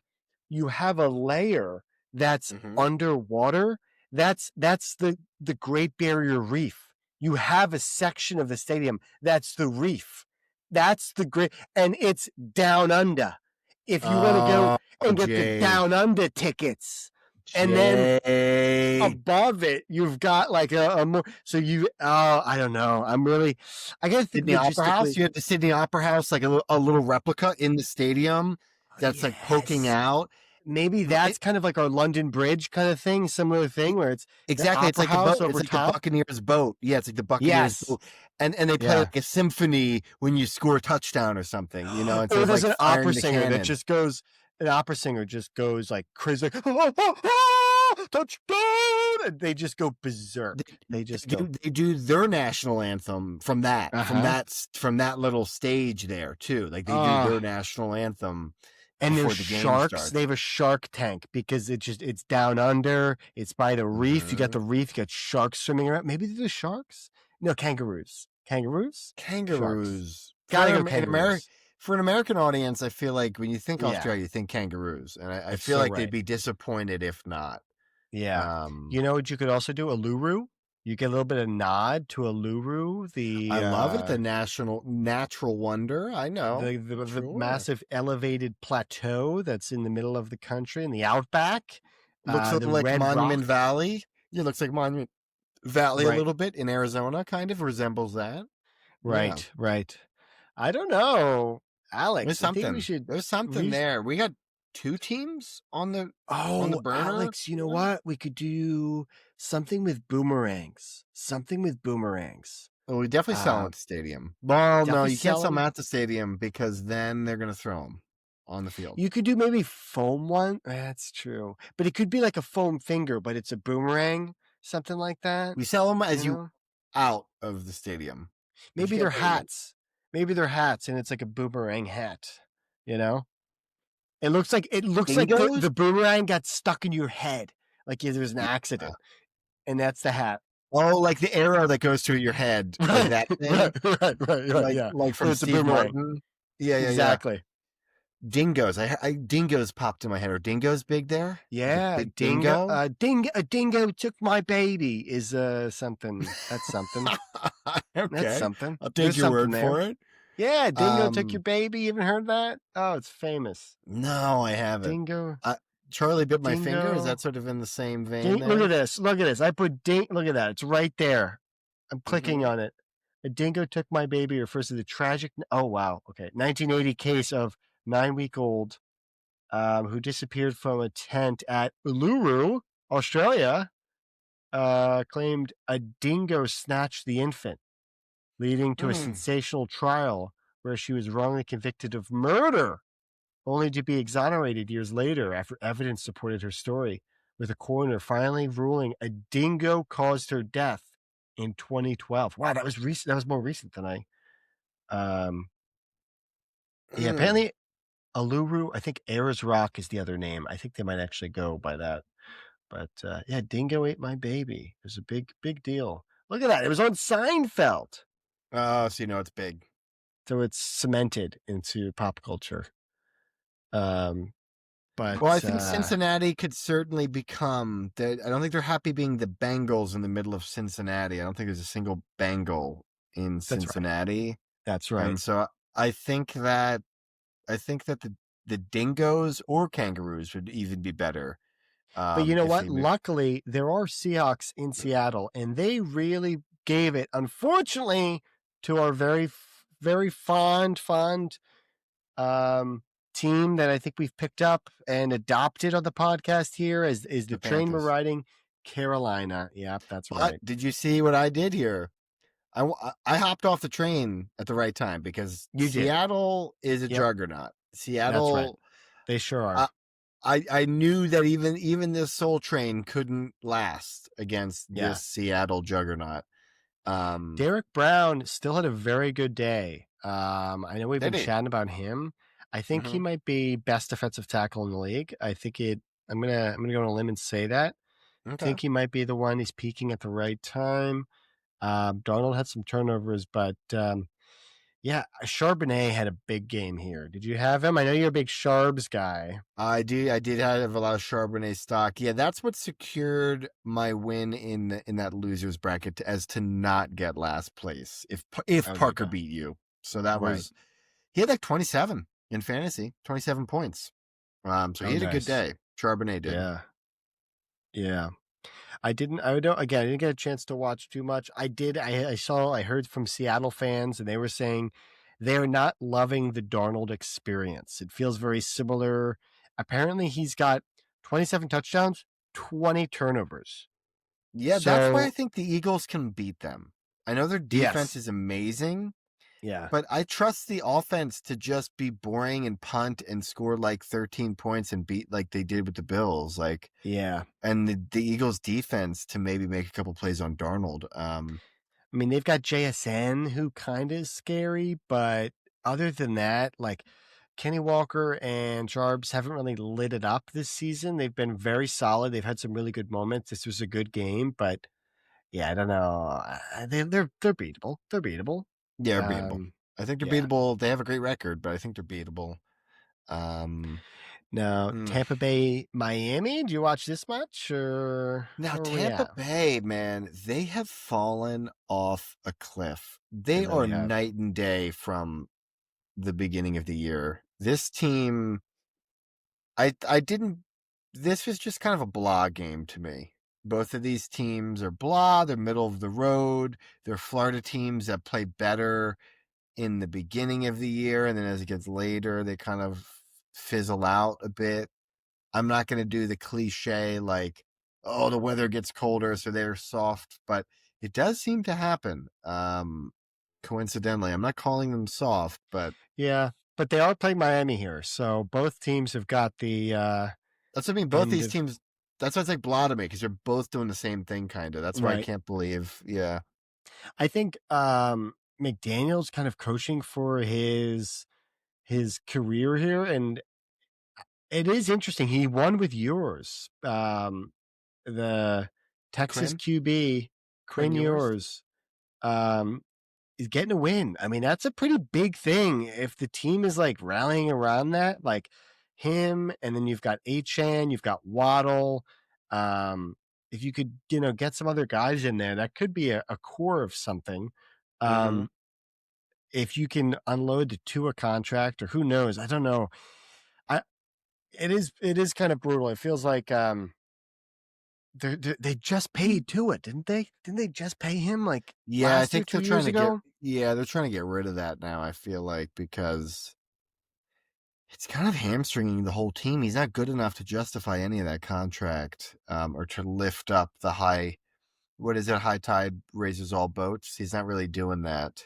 Yeah. Um, He but I do think it seems like Hertz is winning the revenge after Alabama between the two of them.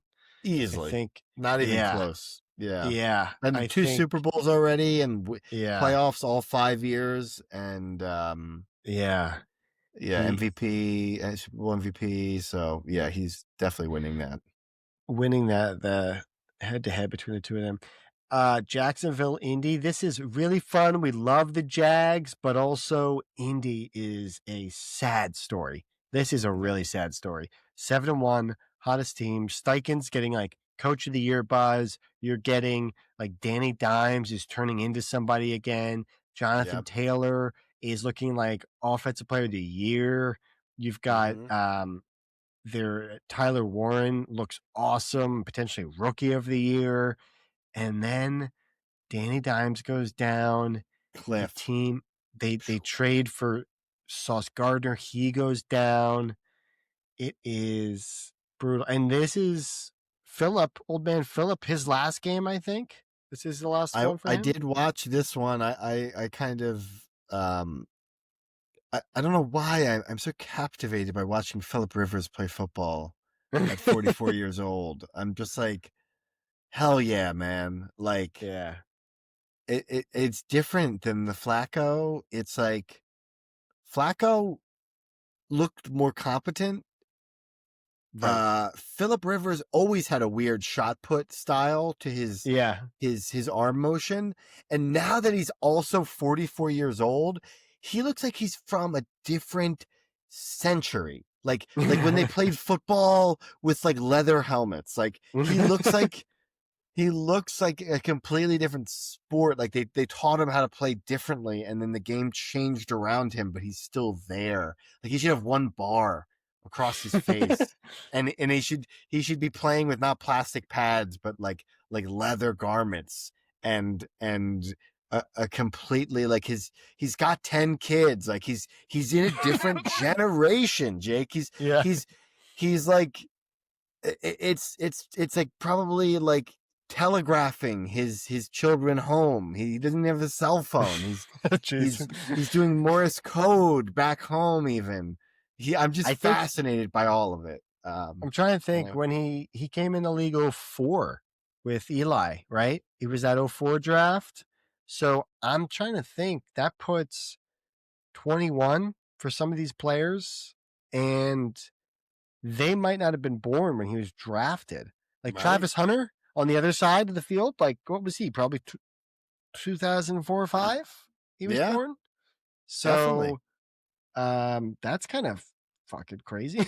That's fucking Yeah. nuts. He's like, Um, what are we doing in the locker room? We playing Pong? Are we playing Atari? What do we got here? no, Alex, come on. At least say like 50 Cent was probably around that time. Probably I'm trying to think of like what would he act Now I or feel old PS2? though. What? Yeah. Now I feel old. You're PS2? saying 50 Cent. When you said 50 Cent, I kind of got triggered there. I'm like, Yeah. God, 50's he's like great a though. billionaire now. Well, not a billionaire, but he's trying to be. He's probably He's close. now he's a documentary maker, making just light documentaries about trying to Sure. bury his enemies. Diddy. He's the executive producer of that the documentary on Netflix. Oh, is he? That's Yeah. hilarious. Actually, I didn't even realize that. But sorry, didn't mean to get here. Don't know. I took us down the 50 Cent path, and we'll veer back. Old Man into Rivers. football. He is very old. He is very old. Yeah.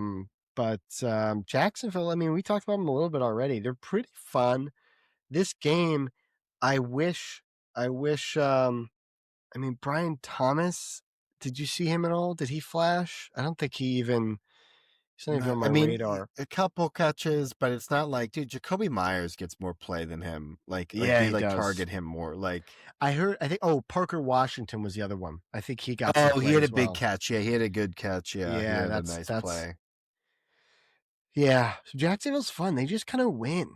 And it's not like the QB, it's not like the wide receiver, the defense. ETN is just very ETN looks very good. The running back. ETN. Yep, that's right. You bouncing your knee there, Jake? You bouncing your knee? Is it pretty loud?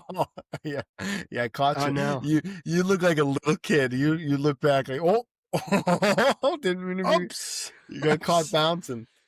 Yeah, I was really just the toe.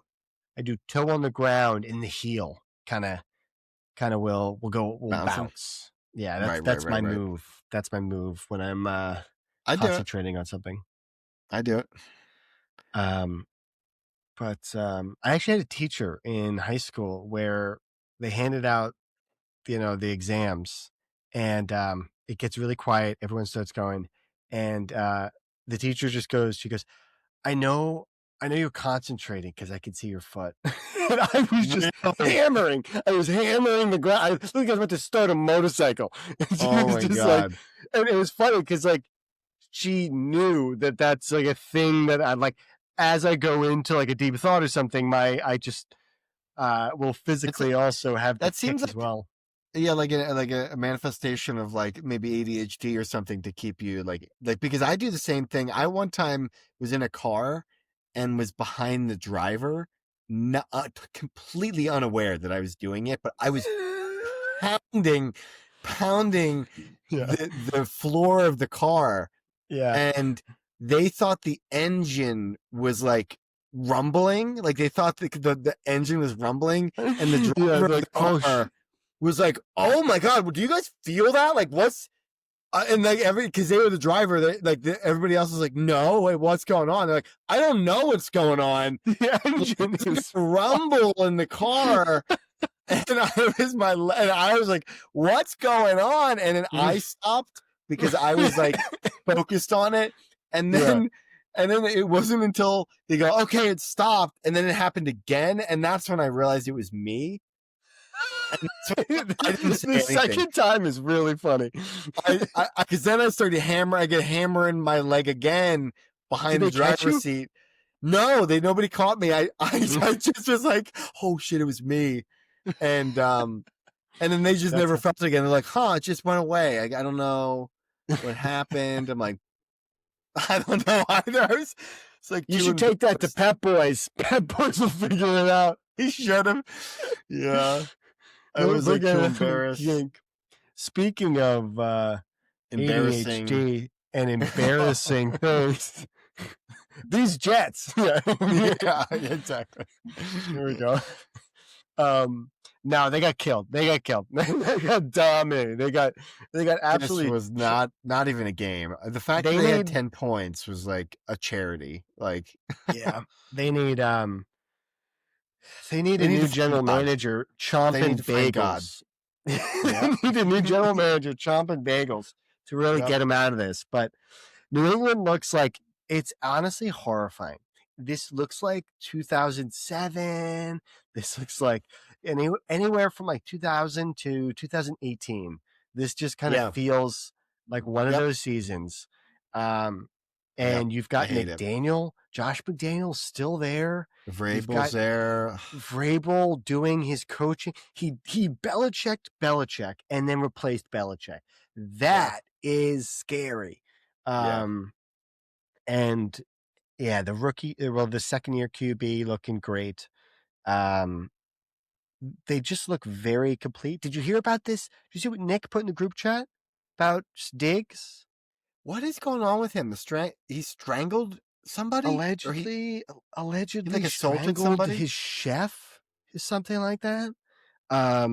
Something to monitor, but Cardi B's got to get out of there.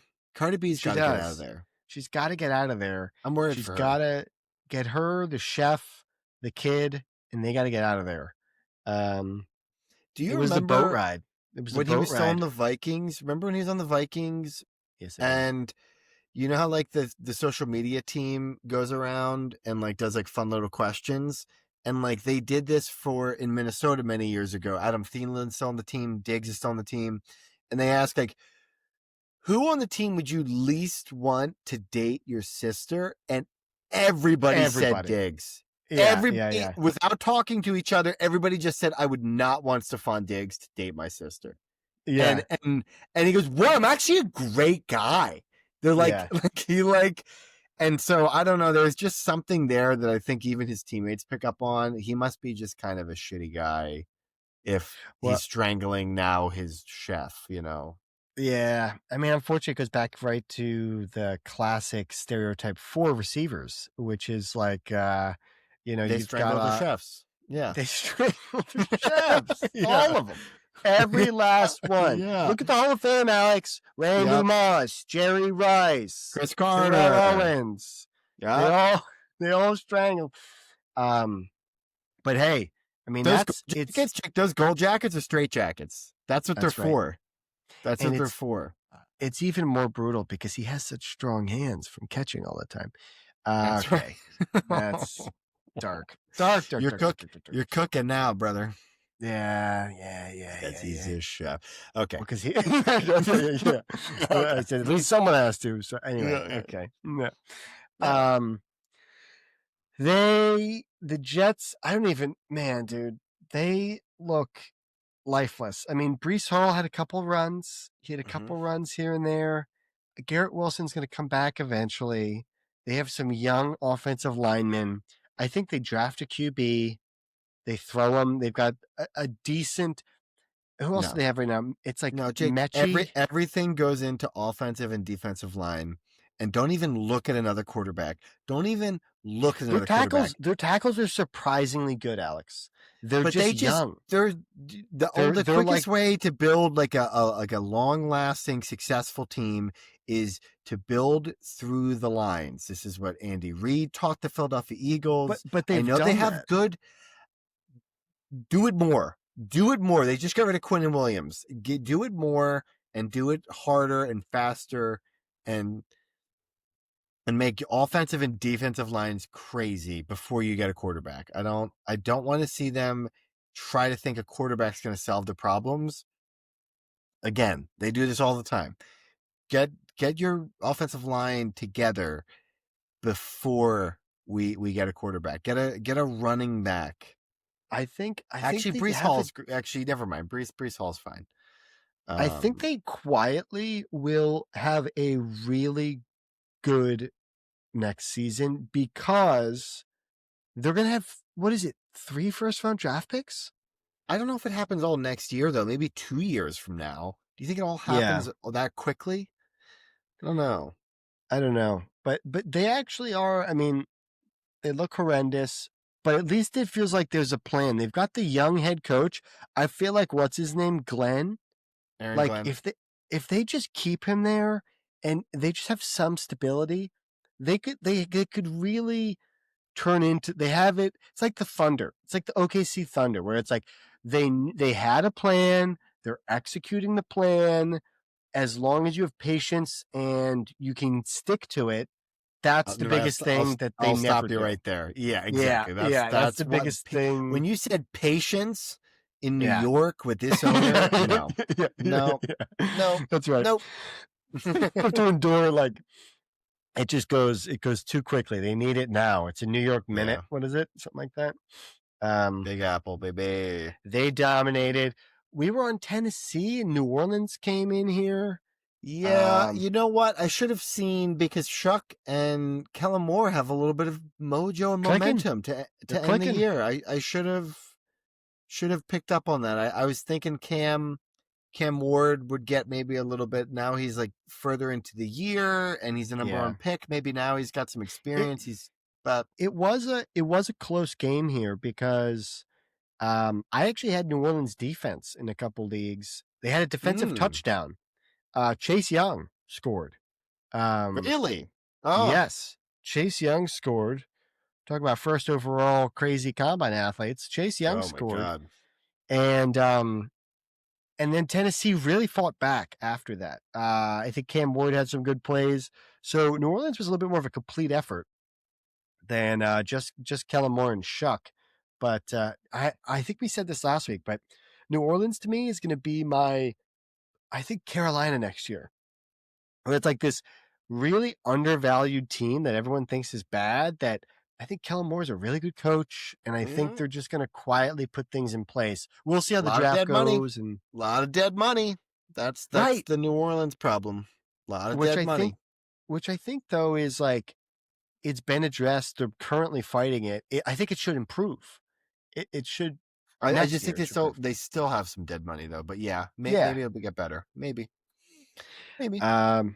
Cleveland upsetting Pittsburgh. This was wild. I did watch this one.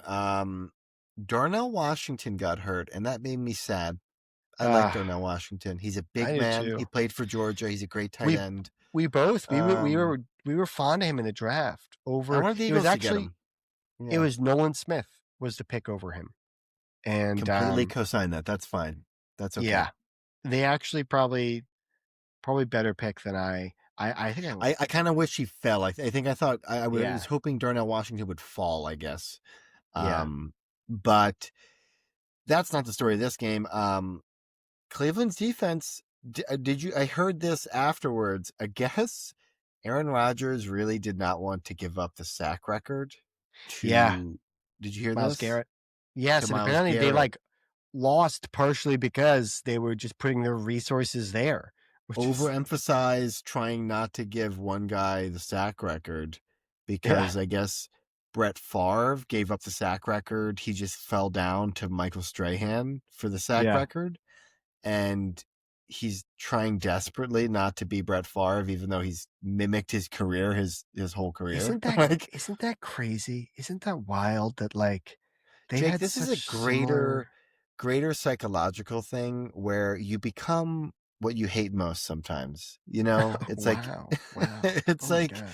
what you avoid. It's like Joseph Campbell's shadow self, the theory of the shadow self, Jake, where your subconscious, if you don't handle your own subconscious, it will handle you. It will become you. You will become this. This is Jake. This is what Moby Dick's about. And you're going to say, what? Right. Moby Dick, right? What is that about? Whale. It's about a whale. It's about saving your father from the depths of despair. Who is your father? It is your old self. It's who you once were. It's who you could be. And Aaron Rodgers has not he's done ayahuasca. He's definitely done some soul searching. Alex, he's trying. I was just gonna say he did. He did the silent retreat. He did the chamber. Why he didn't go to. That's why he didn't go to Minnesota, right? Because he goes to the Jets, right? Just like Favre, and he's on that path. Then he takes ayahuasca. That's when he goes Steelers, not Minnesota. I can't. He was close. So he was. You know what's crazy? That's why. What's crazy? I was just going to say, could you imagine that 13-4 Minnesota team with Darnold? Miracle? Instead of Darnold, you have Aaron Rodgers. Oh, that's a pretty woof. That's Alex. Interesting. Could you imagine? That's pretty interesting. That would be a little bit crazy, but the ayahuasca, sliding doors, Pat McAfee. You can't all have everything. You can't have it all. Okay, vice presidency. What? Right? Did you hear that? Right. You didn't watch the McAfee interviews, Alex? This is like football, like Watergate. You didn't watch those? Alex. Oh, buddy, McAfee they're uncovered huge. it all. Yeah. This game, Rodgers did not have it. He was trying desperately. After all that, we did this whole Rodgers bit. He was bad. He was real bad. So my analysis is he stunk. You had him in fantasy. So you know his stat line a little bit better. Yeah, he had 7 points in fantasy. That's part of the reason I was watching it, but also this game mattered to Pittsburgh because now they have to win this last week against the Ravens. But quote and for also, Raven. Yes, the Poe, Edgar Allan Poe. We were doing a lot of deep thinking. I thought I'd throw it in.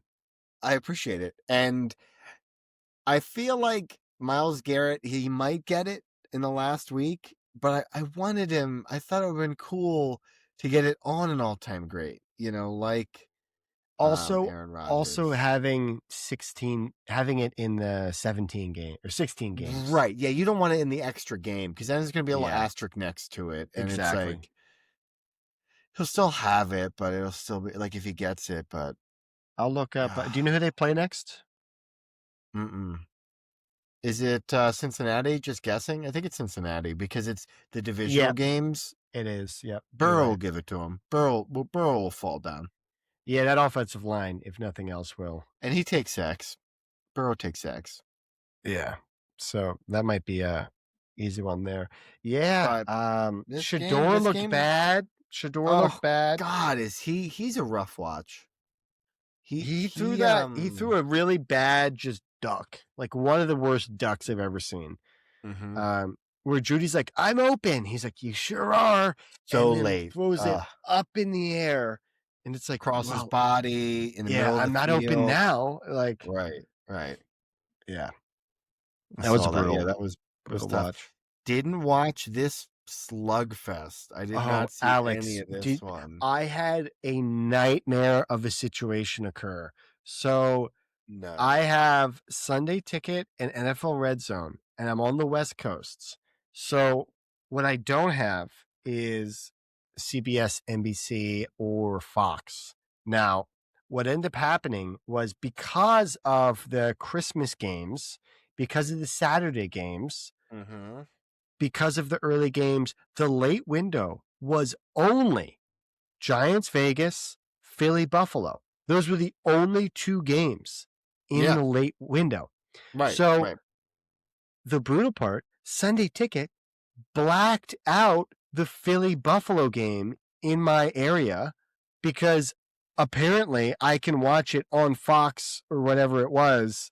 So I couldn't watch it by itself. But I'm not doing it again this next year. I don't think so either. So angry. It blacked out every Eagles game. Every one I wanted to watch, it blacked out. So then what happened is I was like, okay, I'll watch Red Zone, and surely they won't go to the Giants Vegas that often.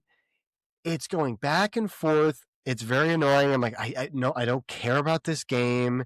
And it's going back and forth. What ends up happening, because the timing of Philly Buffalo was later, it was the only game remaining.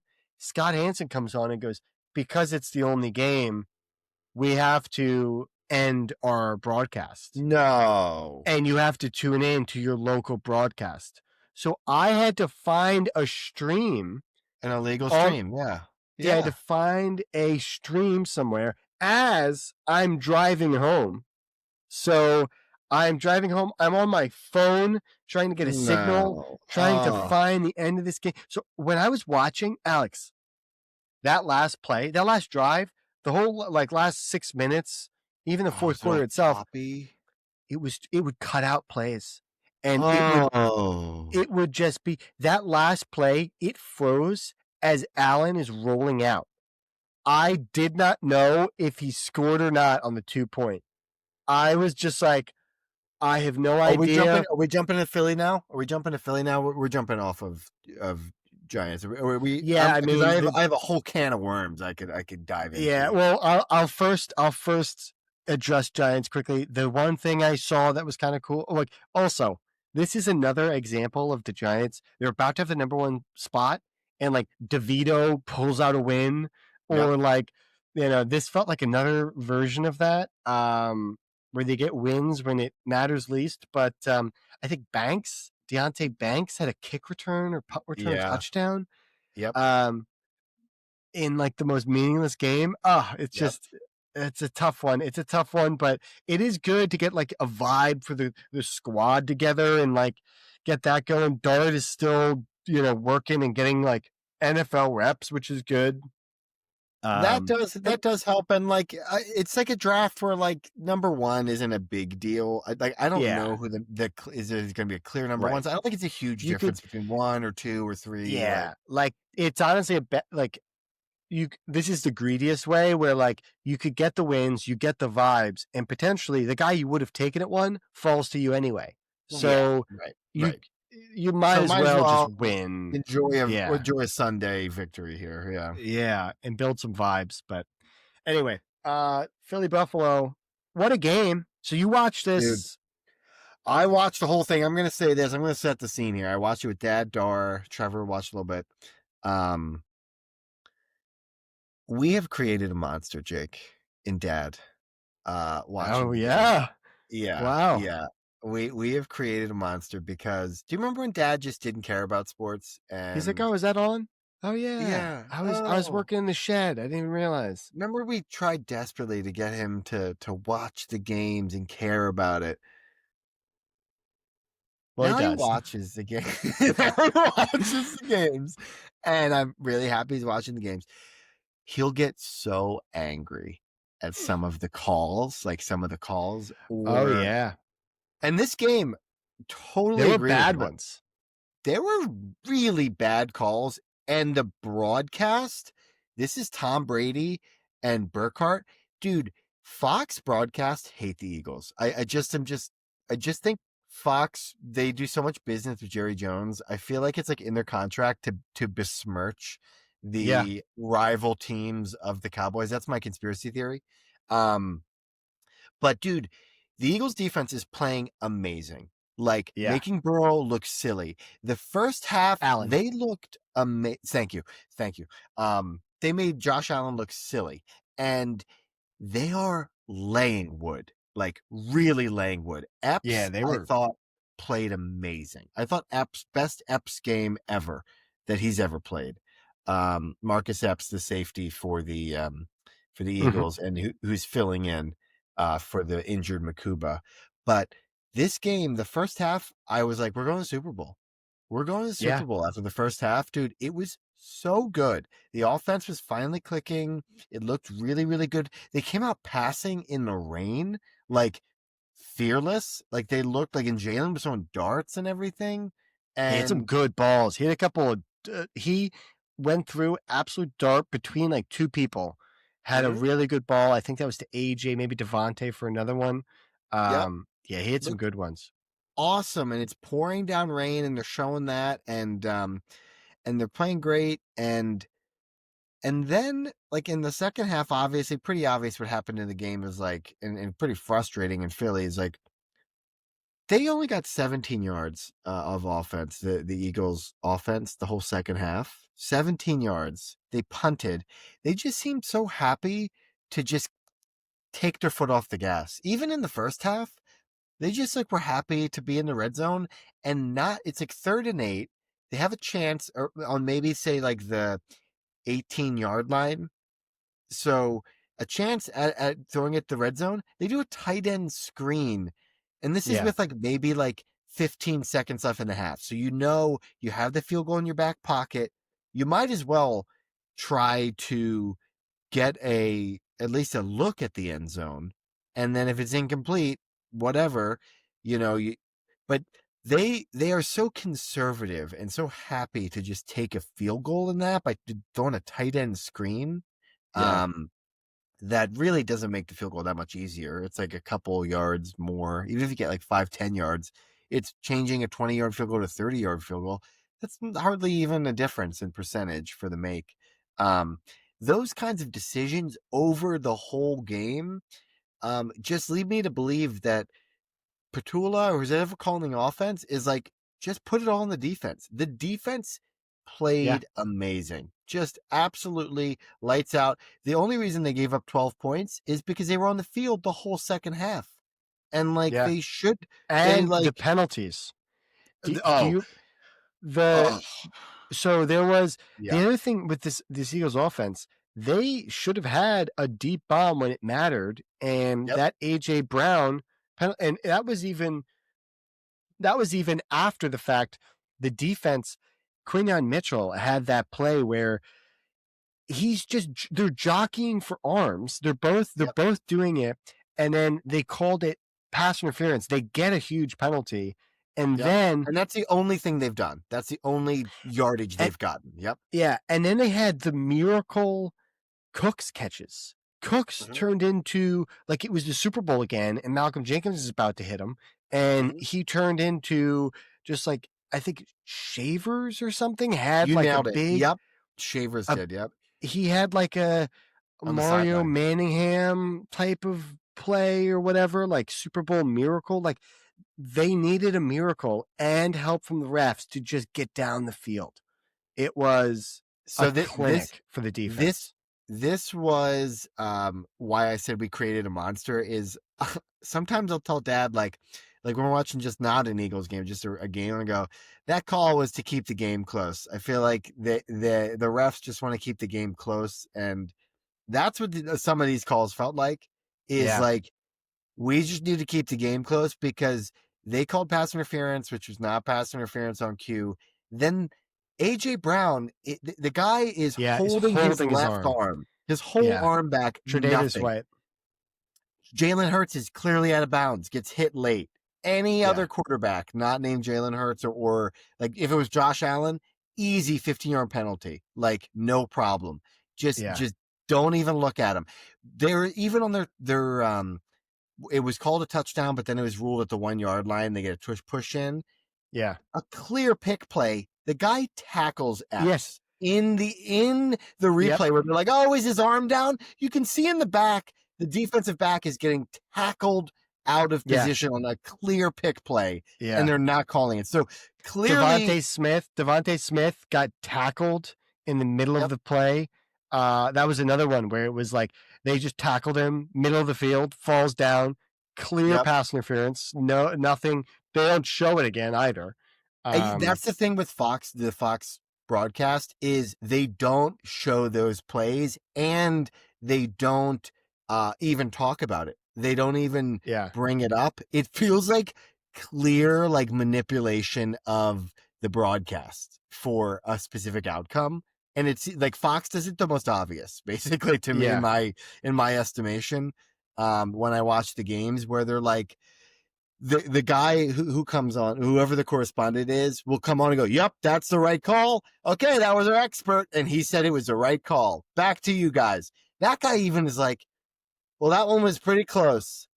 Back to you yeah, guys." You know, yeah, like clearly, like it was wrong, but I have to carry water for the company I work for, basically. yeah, Um, it just, and they still won. After all of that, the Eagles still pulled out a win. The offense didn't play great. I think the defense is just incredible. Like Jalen yeah. Carter They're blocking so good, dude. that extra point. Like, Campbell, Jahad oh, Campbell looks yeah, awesome. yeah. Him and Bond together, like I know Dean was hurt. They Mm-hmm. look incredible. He got that fumble recovery. That was a Yep. big one. That play was huge.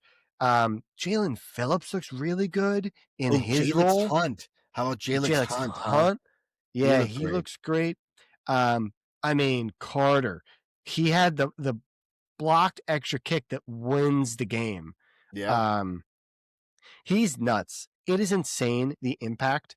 The fact that like when he has been off the field, we had that week 1 spit gate, and then we Yep. had the Bears game.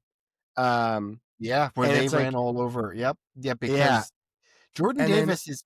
Oh, sorry, Jake. Sorry. when he's in the game, he's blocking kicks to win the game.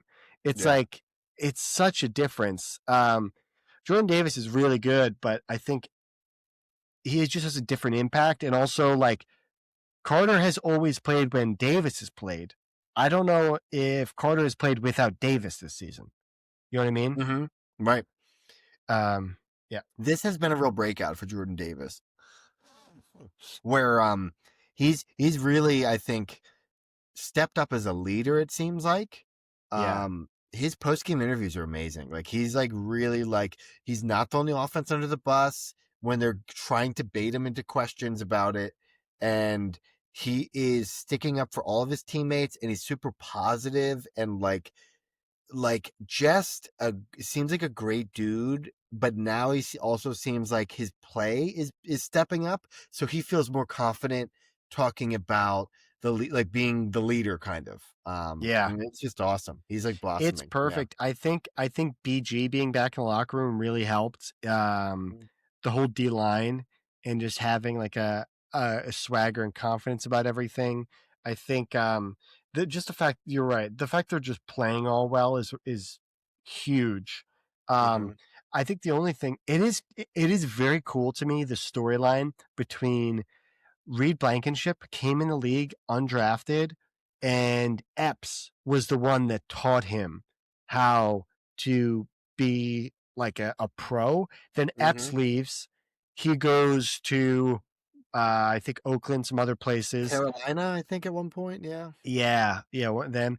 And then comes back and Mm-hmm. yeah, just awesome. Just like now it feels a little bit like when the Patriots during their dynasty would just have guys that would Mm-hmm. leave and then come back, and Yep. it felt like they never left, and it just like they know the culture, they know they have ties that were Mm-hmm. still there, and they kind of fit in. Um, he's Honestly, just a perfect pickup. with Epps specifically, I felt like, and this happens sometimes, he wasn't going to have the opportunities to start here in like the last like 3 or 4 years with like Gardner Johnson and everybody, and like Yeah, he left, got the experience, got better, and then came back to the team that trusted him and drafted him initially, yeah, and like believed in him to start. And I felt like he wanted to play. The Eagles wanted to have him. There's a good relationship there, but they let him walk to get a better opportunity elsewhere. and get He paid. does that.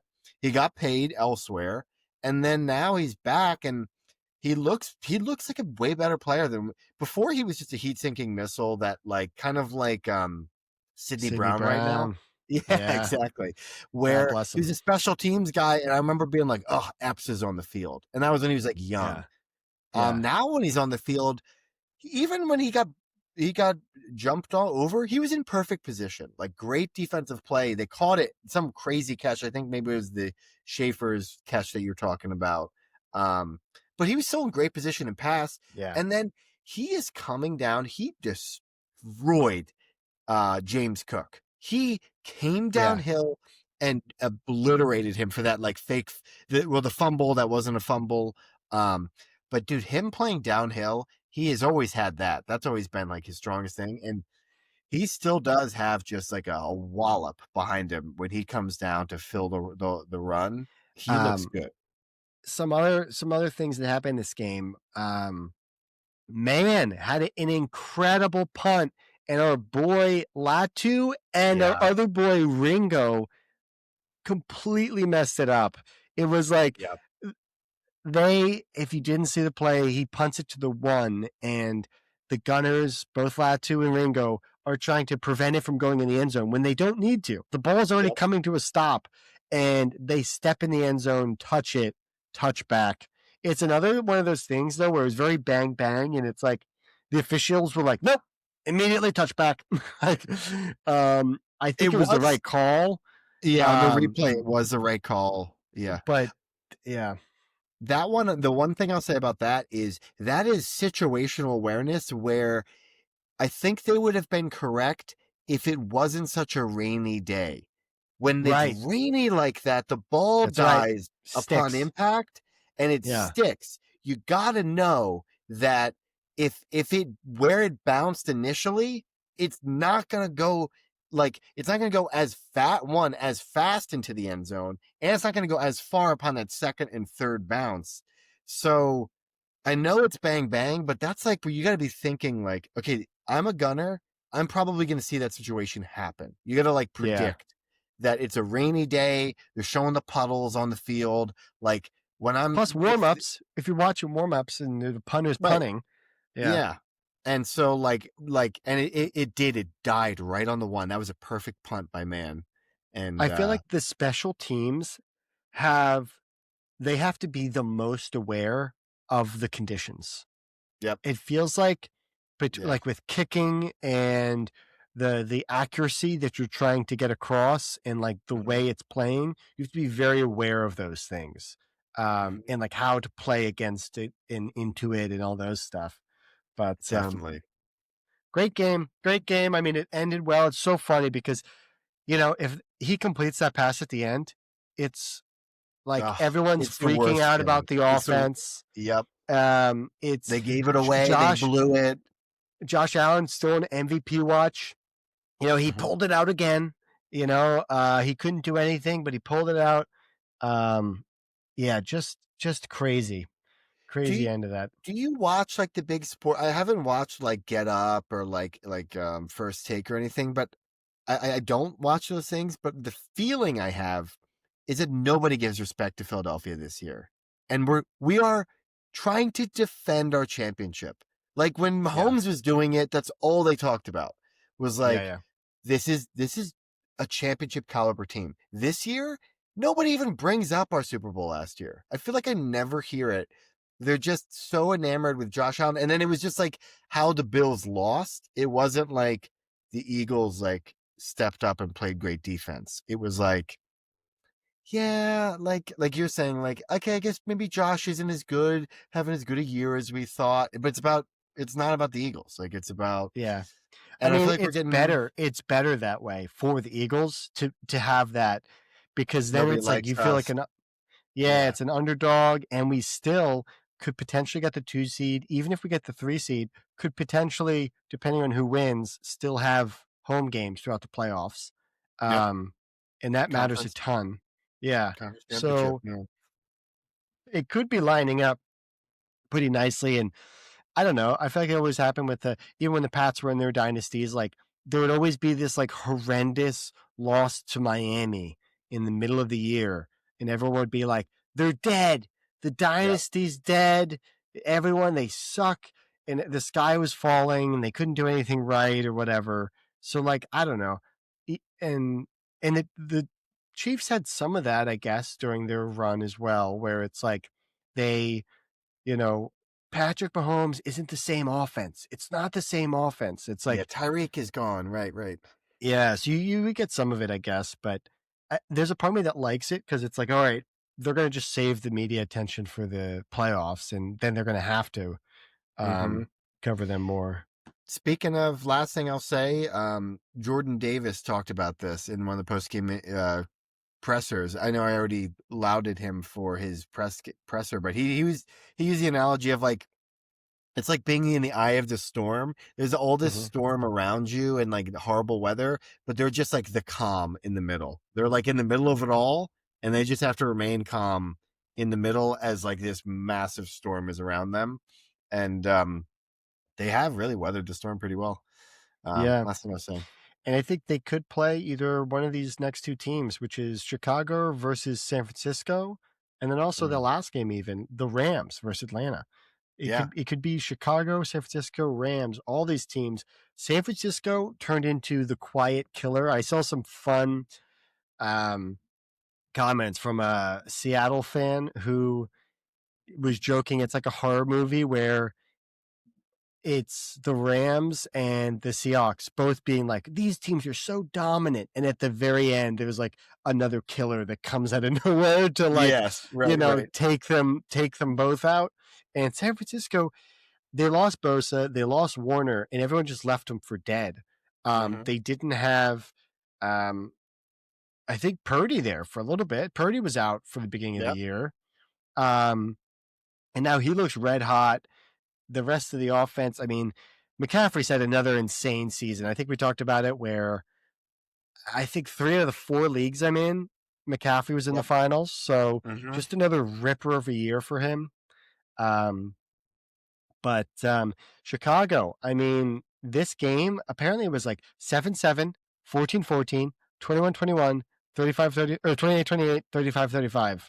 I I had a lovely time watching this game because Eagles had just won, and so I was happy about that. Then I go to bed early because it's like so I watched this game in bed and just kind of sleepy, and I did my little night routine, and it was just every drive was a touchdown. It was just Oh, touchdown. Oh, now my turn. Now our turn to score touchdown. Touchdown, yeah. touchdown, touchdown. And I just lulled me to sleep.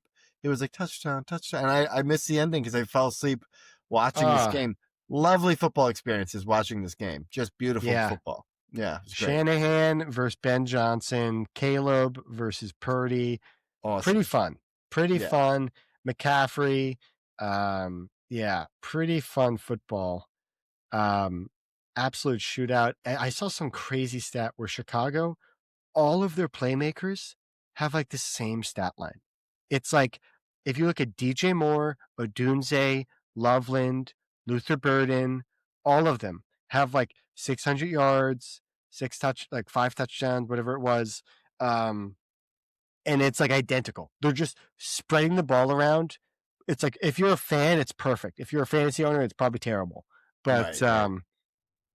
yeah, really, like both of those teams, really fun to see the playoffs and how they really ramp up and what they pull out as their A stuff. I'll be really interested for that. That's a great point about the Ben Johnson spreading out his targets, and the running game looks Yeah, that same way as well, with like almost like a perfect blend of Monangai and Swift there as well. So yeah. you don't know who's getting the ball for them. You're right. Ben Johnson does a great job of that, and Caleb Williams here. Yeah. San Francisco getting hot at the right time. It's funny because San Francisco is kind of like the Eagles, where they've been to 2 Super Bowls in the last 4 or 5 years here. Right, right. Yeah, something like that. They just haven't pulled them out. Um, and it could be they've kind of been like an alternating year thing, each of them, it Mm-hmm. seems like. So this could potentially be their year where they're getting hot. Purdy really gets hot at the right time. They seem similar to the Eagles, where everyone's like, oh, you know, they're not great. Who cares? And they're like quietly could be the number 1 seed Yeah.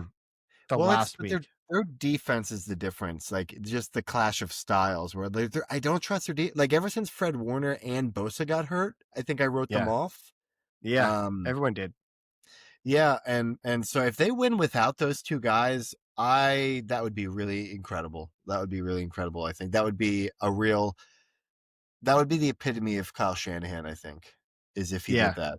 You know what I Also, mean? Saleh, the Yeah. defensive coordinator, Hmm. Hmm. really doing a lot with not as much. Right. Um, Right. Right. and I mean, it could really set their team up really well for next year when those guys come back. But then the rest of the guys really took a step up. That Hmm. defensive guys. The last one, Rams versus Atlanta. I wish I sniffed this out a little bit better. It is a revenge game for Raheem Moore, head coach for Atlanta. I I didn't Oh. even think about it until the game was unfolding, but yeah, Raheem he knows and was defensive coordinator for the Rams for McVay, Right. and now he's got his team, his program up and running, and big Bijan game. Stafford looked terrible. Puka had that crazy catch that That didn't was a count. catch. Well, Yeah, it wasn't a catch, but it should have been a catch. One-handed, it kind of bobbled, but he yeah, still caught it with one hand. Pretty crazy on the sideline. yeah. Bijan, dude, they were just glazing Bijan the whole game, and rightfully so. He's an amazing player, and It's like dude, that 93-yard run, something like that. five or something like that, 95-yard touch, maybe 93. Yeah, that was nuts. Drake London didn't do anything. Kyle Pitts had a couple, but yeah, great, great. I mean, Atlanta, this is so frustrating. Where is this all year, Atlanta? Like when it Yeah, matters, it doesn't I matter. You just want to be I know, spoiler. Now you're gonna get excited for next year again. This I know. happens like every year with Atlanta. We're like, yeah, we know you're good. We saw it at the beginning when the games Yeah, still mattered, and now when the games don't matter, now you beat the Rams. It's like, they were they were a yeah, sneaky fantasy defense. I had some good plays out of them. Mhm. But they're just not consistent. They don't do it every Yeah. week. So it's Right. just like they would flash and you could get some good value, but they're not consistently putting things together. And is this Kirk Cousins again? I Yeah, don't it's even Kirk. remember. And Penix hasn't played the whole rest of the whole rest of the year, and that's the whole nother Yeah. thing with next year is like who's going to play next year. Um, Yeah. I don't know. I don't know either. I think their defensive ends look like they're kind of starting to develop, which is good. But Oh, you know what I will say? I mean, we said Stafford, but the you said the defensive touch. There was like 3 defensive touchdowns. One got called back, but they had a pick mm, six. Then they had a fumble recovery touchdown, like a pick six. It got called back, and then like 2 plays later, they get it back and get another defensive touchdown. So crazy. that was irregular. You don't see that a lot. So yeah, you're right. That the defense looked awesome in that And I'm sure capacity. nobody played Atlanta defense against the Rams. I'm sure that was like everyone's benches for fantasy. So it would have been a winner Right, right, though. Could have been crazy. right, right. Um, Another crazy week, another wild one, brother. I think we'll do our little pick'ems for the last week of the regular season, but then I think we turn our sights onto a little bit of the playoffs, see how we're going Mhm. there, and maybe we start diving into some TV or some other things. Alex, I might try and get you into a little bit of Survivor. Survivor 50 is coming out in the spring. Jake, I appreciate it, but I'm about to watch episode 2 now of Peaky Blinders. That's where I'm at. Oh, that's I such a know. I'm about to actually, you know dive what? into This that could be world. perfect. This could be perfect, Alex. I finished season 1 like last year and I Peaky? never yes. Really? And I never watched the rest of it. So maybe when you get up to season 2, I I'll get a say, little refresher and then we go week for week and we just kind of fucking dude, I don't know if you I've could got the wait that hat. long. You got the Um, hat. You've got the hat, That's brother. why I'm not embarrassed to say that's part of the reason why I wanted to watch this. It's always been on my list and I always avoided it, but now that like football's kind of wrapping up, I was like, I need a show, and Yeah. Peaky's on Netflix. The other thing too, to maybe put on the docket here, you mentioned it, we never got to it.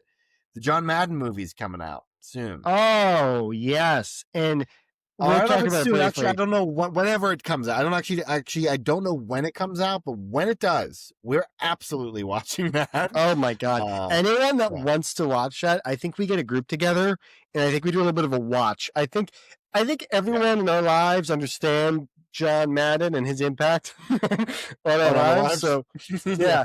So I think it would be a really fun one. It is insanity that it's Nick Cage. I That can't believe is it. I hate it, but I'm gonna it's watch it spitting on anyways. his grave, but Yep. it's like it better be a comedy. Like it almost better be a comedy. If it's like a serious At portrayal and least it's Nick Cage for self-aware. casting, yeah, Self-aware. At least self-aware. yeah. And this I thought was crazy. I added this. Christian Bale is playing Al Davis. I mean, he's a great actor. But to play Al Davis, what are we Yeah, doing, guys? Like, who was the yeah. casting director for this movie? I think Um, Nick Cage made this himself. I think he put up his own money. I think yeah, he got that bail. That's what it feels like. That's what it that's feels like to me. that's what makes everything, because all of the moves seem like they don't make sense apart.